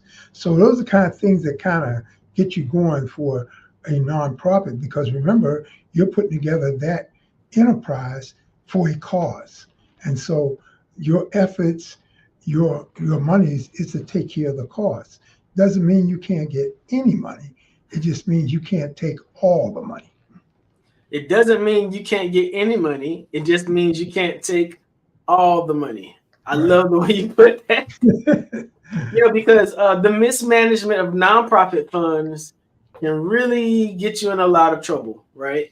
Yes. Can you talk a little bit about the other side of that, about, how your fund should be managed as a nonprofit and what kind of vehicles or things that you have that can help people do that? Well, we have great management tools. And one of the things that you need a bookkeeper who understands what nonprofit is, because you want to make sure the funds are set up properly. So when you go to the bank to open up a bank account, first thing they do is flip your corporate papers to see how you incorporated. So they know what kind of account to give you, whether they're going to give you a business checking account or a nonprofit business account. So they will determine by looking at your articles to see what kind of business you are. Then they'll recommend the type of financial vehicle you need to have. That being said, I remember, because I've been in business long enough to remember what we call a one right system. You used to put a check on the table and it would write through to leave you copies. So that's why they call it one right. It was all carbon system and you leave your report in. Well, we've come a long way since those days. Now we've got computer systems, we got computer programs that help you. Even the non-financial person can do bookkeeping with programs like what we use, QuickBooks, and other bookkeeping programs that automates the system. So at least you can manage your books on a day-by-day basis from a bookkeeping standpoint, so it can be turned over to an accountant so that you can get your financial reports. Now, keep in mind, internal reporting is for you. But when you're going to do business with the public, you need an accountant to actually prepare your statements. So what all information should be included in a statement of accounting? Well, when you pull together your statement, you got to figure out, well, how your revenue come in? So there's categories of your revenue. How does the revenue come in? And whether that revenue is, we say it's non-restricted and restricted revenue coming in. So for nonprofit organizations, you have two levels of revenue. Non-restricted revenue, which means you're getting basic revenue in from different donations and sources, and you can use it for the benefit of the organization in any way you choose. We call that non-restricted income. Then there's restricted income, where you have applied for grants or scholarships, or when you've designated a particular fundraiser for a specific instance or purpose, then we call that restricted income, because then that money can only use for the purpose in which you solicited for. So that becomes very important, that you characterize the difference between monies that come in that we consider non-restricted and monies we consider restricted. Those two entities are very important. You manage those. Then you look at your basic expenses, supplies, rent, utilities, all those things are kind of basic expenses that's going to be put against the business. So you look at the income and your expenses, and of course what's left is your profit. Generally, if it's a profit-making organization, that profit goes in your pocket. Because it's not a profit-making organization, that profit stays into the business. So for most small business owners, those individuals beginning a nonprofit organization, it tends to be the case that you try your best to keep as much of the finances and resources as you can in the house. But I have learned that hiring a good accountant can really cause you to forego a whole lot of financial accountability problems or financial management mistakes that business owners don't necessarily think about. Can you talk about some of the benefits of hiring an accountant to work alongside your business? Well, of course, the first is integrity, because you want to make sure that your numbers and everything are in proper order. The other thing that's so important with this is that when you start dealing with the IRS, their position is that ignorance of the law is no excuse. So you need to educate yourself on what you can do and cannot do so you don't get yourself in trouble. So you have a good accountant, a good lawyer who works in nonprofit field. And that's why I do advisory services in both legal and the financial, to know what you can do and not do, and to set up properly, to know what things are that you can take out, what things you can't, how the business should be operated. Like I said, the main problem that gets in trouble, especially with payroll, doesn't matter with any business. If you're doing payroll, it's not use the monies that should be put aside to go to the government. That's not for you to spend. You got to set that money on the side for payroll, for the taxes and things that involve. And sometimes businesses wind up using payroll money for operating money. And then when it's time to do your payroll reporting, you can't do it because the money's not available. Well, that's against the law, whether the business is profit or non-profit. But sometimes the cash flow is set that you want to use that money. Well, you got to set a system where you restrict that money on the side, don't even touch it. And that's why I usually recommend that companies set up a separate payroll account from the general account. Don't do everything out of the general account. So there's a case, sometimes you have to know when you set up 3 basic accounts you should have as a business. One is your general operating fund, if you're running payroll, a payroll account, and the other is a savings account, because you need that for emergencies also. These 3 accounts is basic no matter what your business is to be set up. You should have a separate payroll account, compensation fund, general fund where you do all your other business out of, and of course a savings fund where you save it for emergencies in a rainy day. And then you can start building financial vehicles from that once your business grows. Once it grows and you have monies coming in, you can see where to allocate it financially. That's a good thing where a good financial advisor can advise you on what to do. Financial mismanagement is something that often steers people away from nonprofits. It steers donators or donors away from nonprofits. And it steers people who really would do well by having a nonprofit entity away from nonprofits, because nobody wants those kinds of problems, right? But those kind of problems are with profit and nonprofit. Okay. What are those? What are the problems that you see commonly in the business world as it regards to accounting? We call it arm's length transactions, which means that you have to be careful how you use your transactions. So things that are personal should become personal. Things that are business should become business. Basically, and this goes for either the profit or nonprofit, the business can only write things personally for expenses that's in the name of that business. So in other words, it cannot write checks to your personal expense from the business, because that's called arm's length transaction. It's like an arm. You're doing arm's length. Keep your personal stuff over here and keep your business stuff over here. So anything that's operating the business can personally pay for. Anything that's personal, you write yourself either owner's equity check, or you write yourself, you get on your own payroll and take your personal money out of your personal account to take care of your personal expenses. But when you let the business account take care of your personal expenses, that's when you get in trouble. And that's when you have issues with the whole thing. So that becomes very important. So the most thing is the rule that people understand that check writing is not to pay your personal bills. That's not why you set up the business. It's to take care of the bills of the business. So a lot of small business owners, we begin being the business. We don't have any other employees but ourselves.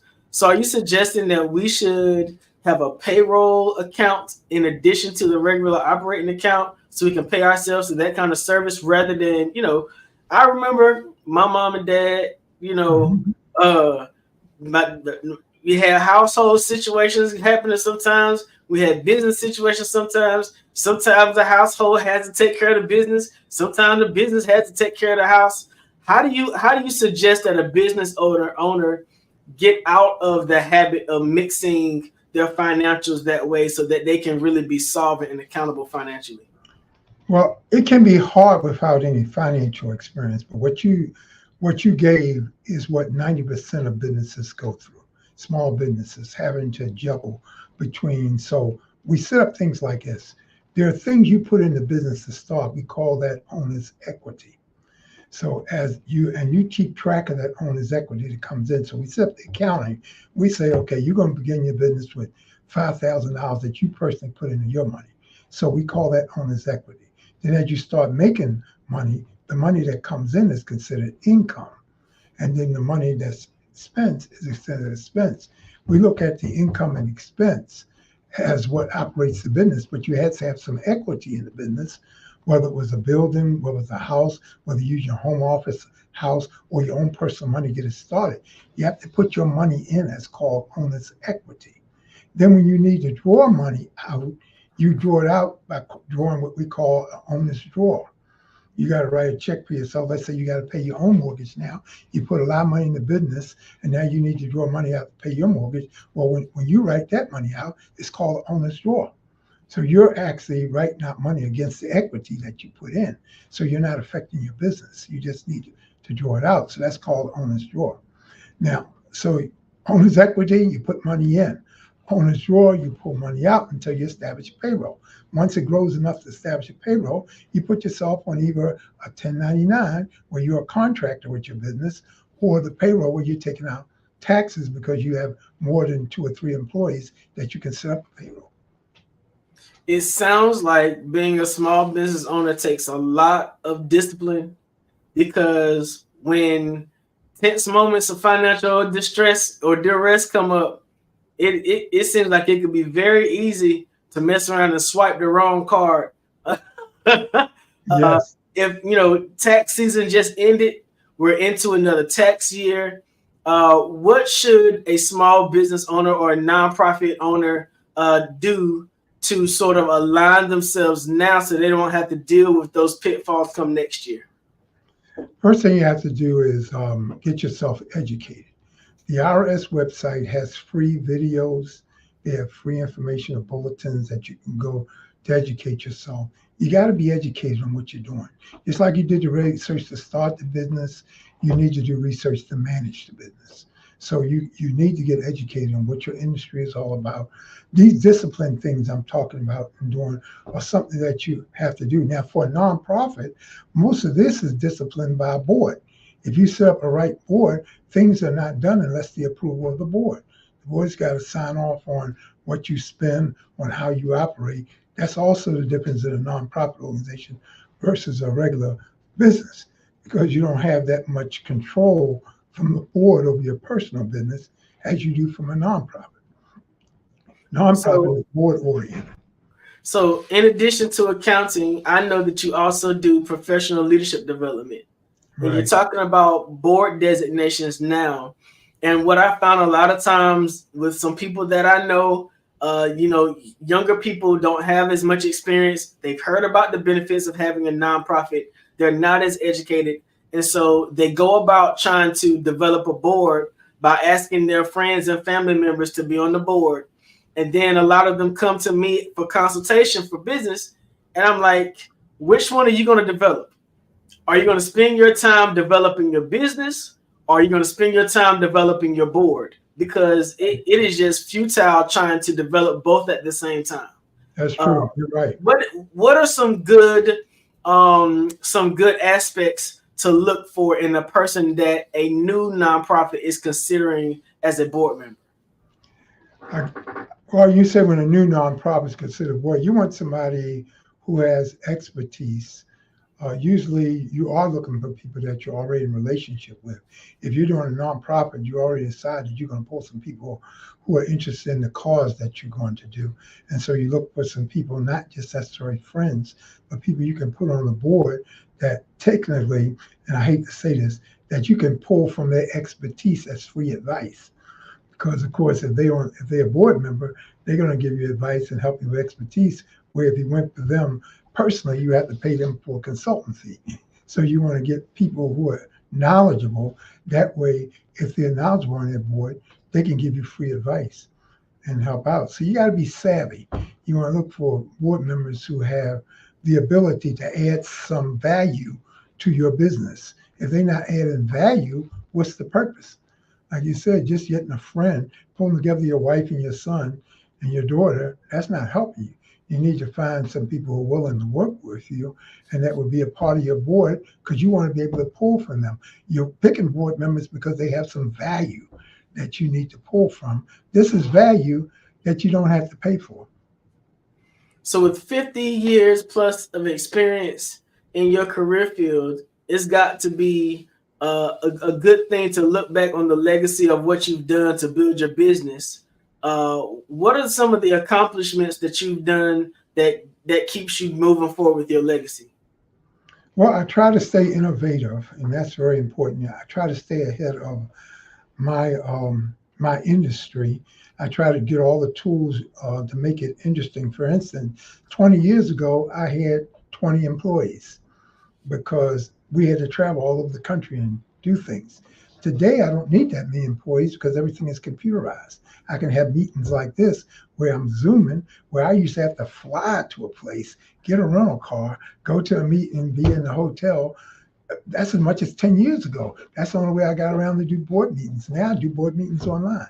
So there's a lot now we can do because of technology that have helped the industry. I've put more into the technical piece than I do in the personnel piece because I'm not need as many personnel because of the technical piece. There's so much you can do with technology. And now with AI, it's even more important. So we just try to stay ahead of the technology that can use and how to make your business more efficient so that the idea is to spend less and make more. That's business philosophy. Spend less and make more. That means your income and your outcome, your accounting sheets, your financial sheets got to be balanced at some point, right? Right, exactly. Wow. Okay, so we're talking about finances, accounting, small business, nonprofits. What does a person need to do to become an accountant? Because you talked about bookkeepers, accountants, then I know there's CPAs. What is the difference between those for those young people who may be watching this, looking to start their career fair in financial services? What's the difference between those ranges of aspects of career? I'm glad you asked. Bookkeepers basically just keep the books. They're making sure that the income and expenses are in line. Now, I don't want to devalue that because an average bookkeeper now makes almost $100,000 a year. Bookkeeping there are a lot of schools that will take you through bookkeeping. You learn the basics of finance. You learn a little bit about how to put together a profit and loss statement, how to put together a balance sheet, how to manage the books. That's a bookkeeper. So they would do those kind of things to manage the books. That's very important. Accountant, on the other hand, takes it a little step further than the bookkeeping.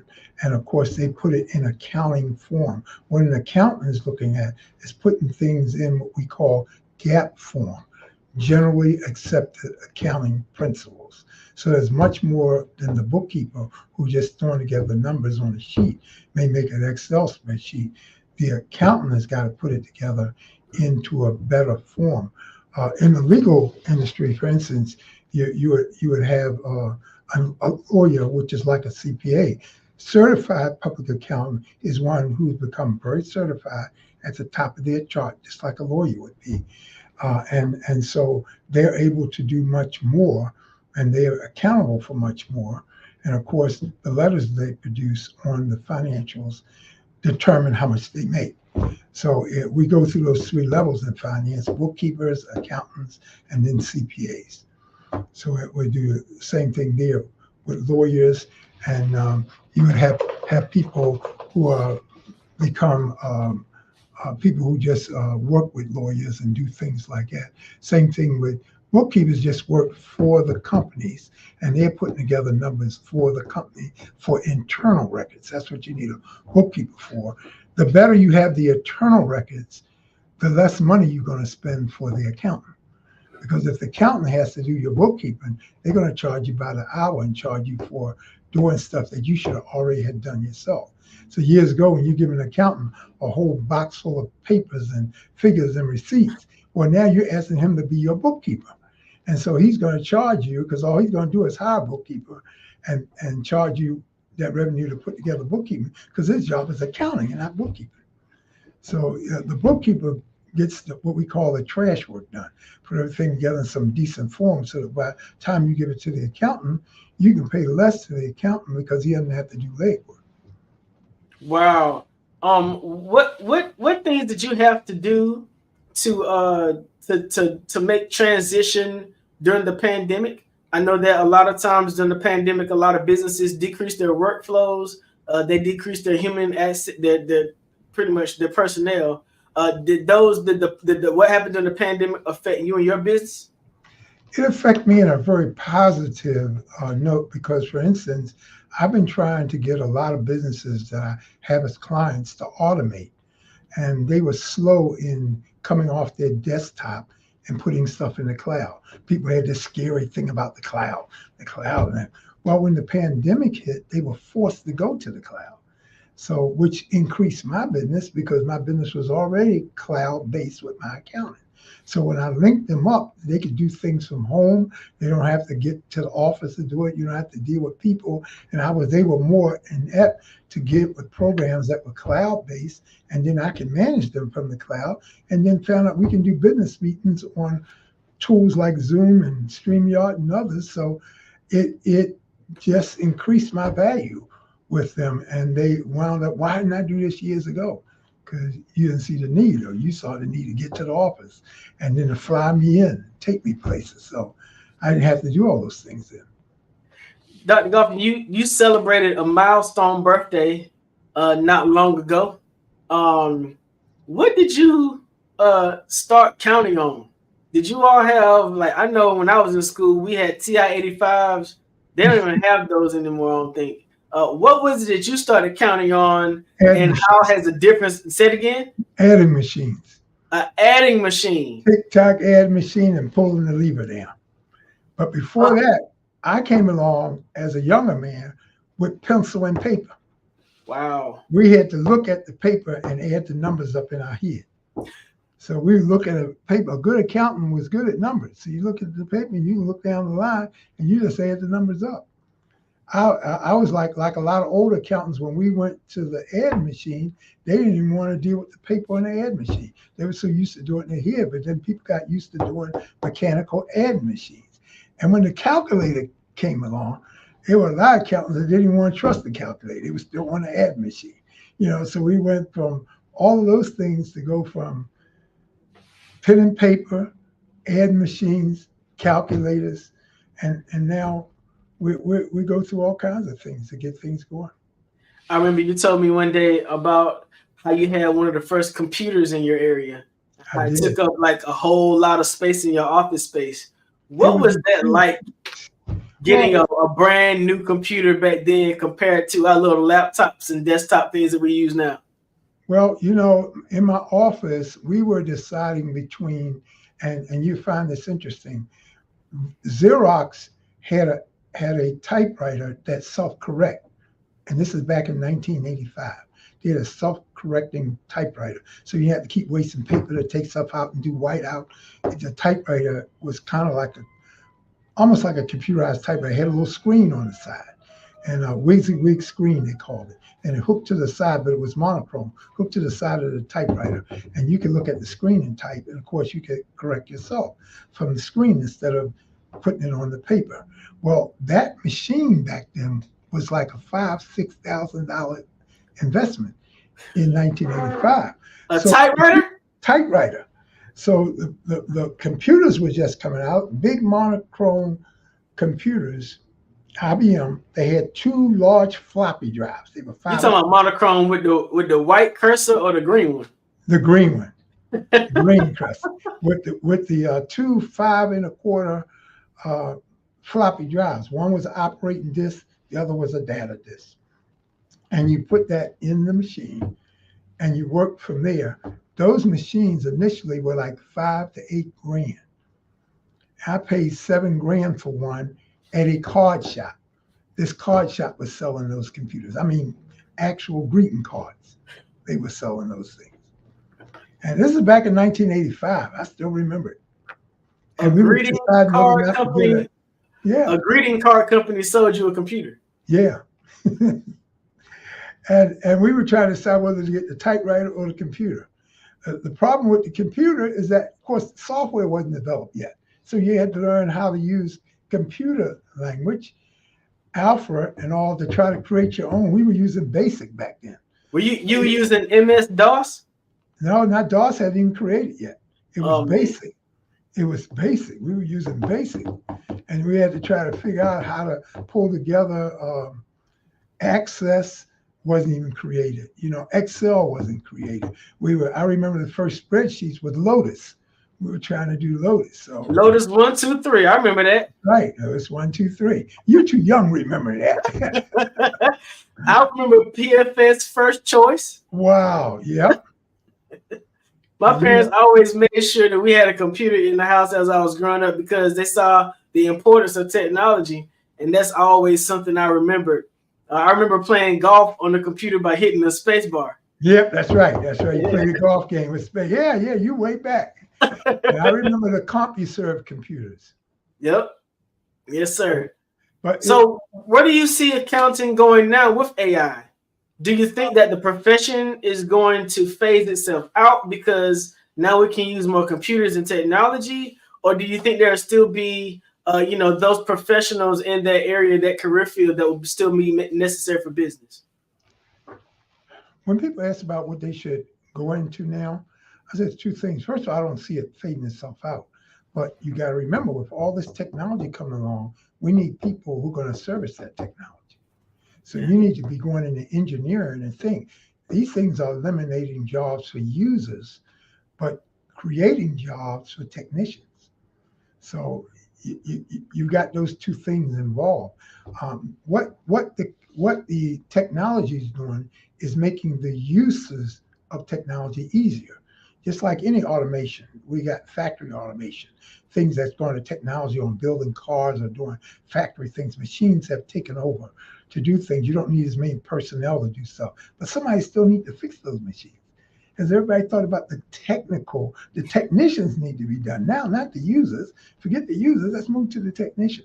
I had a friend years ago, used to work at the bank, and she took check order in things at the bank by the branches calling in on the air machine at the corporate headquarters and leaving the information for the clients to get their check produced, leaving their check numbers and all the information on a voicemail. And she had to transcribe them off the air machines, the information to get check writing done. I said, you ain't gonna be doing that job too many more years.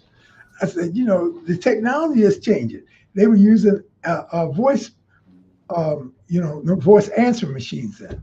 And different branches was calling in at the end of the day to these answer machines, giving their branch number, giving the client's information, and she had to transcribe it and then send it to the printing company.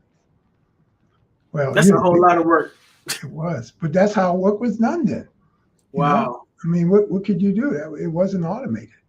That was work done. it's like 6 guys pulling a wheelbarrow as compared to a horse pulling it, found the engine doing it. So technology changed as it went along, and you just got to be motivated. People think, I just turned 75 last year, and a lot of people wonder how I stay ahead of the game. I've always been a good thinker, so I'm always thinking of technology. I'm always trying to stay ahead with the latest things so I can keep myself innovative, so I don't lose behind the game. The people, you're talking about what's happening with accounting and finance and with legal things, the people who don't stay ahead of the technology lose out. Because if you don't learn how to use the tools or the software or the things that's innovative, you won't be able to stay ahead of the game. I have to know what my clients are using so I know what to use. I have to stay ahead of where they are. When they know this, I need to know this. So we proficient ourselves in several bookkeeping programs that our clients are using online so we can pull stuff from it and do our accounting. Well, we don't just learn one bookkeeping program. We learn other bookkeeping programs too. And we have a preferred one we'd rather our clients use, but it don't mean we don't know some of the others. We have to learn some of the others because people always got preferences. And so we learn how to operate through all those preferences so that we can do our job too. So, for instance, I use a Mac and a PC because I need to know both formats. So I'm using Mac. I use for some things. The PC I use for some things. I got clients who are Mac clients, and I have clients who are PC clients. So I have to know which elements to work with them on. So it's very important. This has been an amazing wealth of conversation. I really, really wanted to get into succession and estate planning. We just did not have enough time. We're going to have to do this again. Right. But I really appreciate you coming on the Black Business Network, sharing your knowledge and skill set with our listeners. Can you give everybody information about how they can reach out to you for any accounting needs? Maybe there's small business owners or nonprofit organization executives who need to reach out and get your knowledge. Yeah, we have our site is dmgprofessional.com. And we're a national-based organization. We're not just, even though we land in North Carolina, my client base is nationwide. So I'm dealing with nonprofit businesses all over the country. dmgprofessional.com. If you go to our website, you'll get the information off of there. You can email us, you can call us, and we'd be glad to service you. Go to dmgprofessional.com and Dr. Dennis Miles Goffin to take care of all your accounting needs. Thank you again so much, and we'll see you on the other side. Genius is coming, and I'll see you on the other side. Thank you. Wow, what an amazing, valuable conversation about accounting. If you're a Black business owner or if you're a corporate executive, I'm sure he shared some tips with you that can help you along the way. This is the Black Business Expo. The mission is to raise funds for high school seniors going to college or K-12 entrepreneurs. This expo is a fundraiser for students. You can go to www.blackbusinessexpousa.com to donate to the scholarship fund, or you can use the Cash App that's on the bottom of the screen, $BBXUSA. Our goal is to give laptops and up to $5,000 to 10 deserving students. Students can register online at www.blackbusinessexpousa.com. Remember, every dollar counts, so we want to remind you to donate to the scholarship fund. We want to thank our Black Business Expo USA sponsors for April 2024. NC100, Moody Capital Partners, Suede Soul, Lotus Richey Coaching and Training, Carolina, Virginia Minority Supplier Development Council, Step Management, The Hello LLC, Barbara H. Smith LLC, Margie McLean Foundation Incorporated, Genius is Common, Earth Essentials, Melanie Shawnee Global, 5-Star BDM Media, Executive Women's Success Institute, The Quality Coaching Company, Superwoman Business Services, Creative Force Studios, Lee Entertainment, Artistic App Design, and Black Business Expo USA. My name is RJ Stevenson, the CEO of Creative Concepts Production and Design, located here in Fayetteville, North Carolina. Thank you for watching the Black Business Expo. Please continue to watch. Our evening session is about to begin. Genius is coming, and I'll see you on the other side.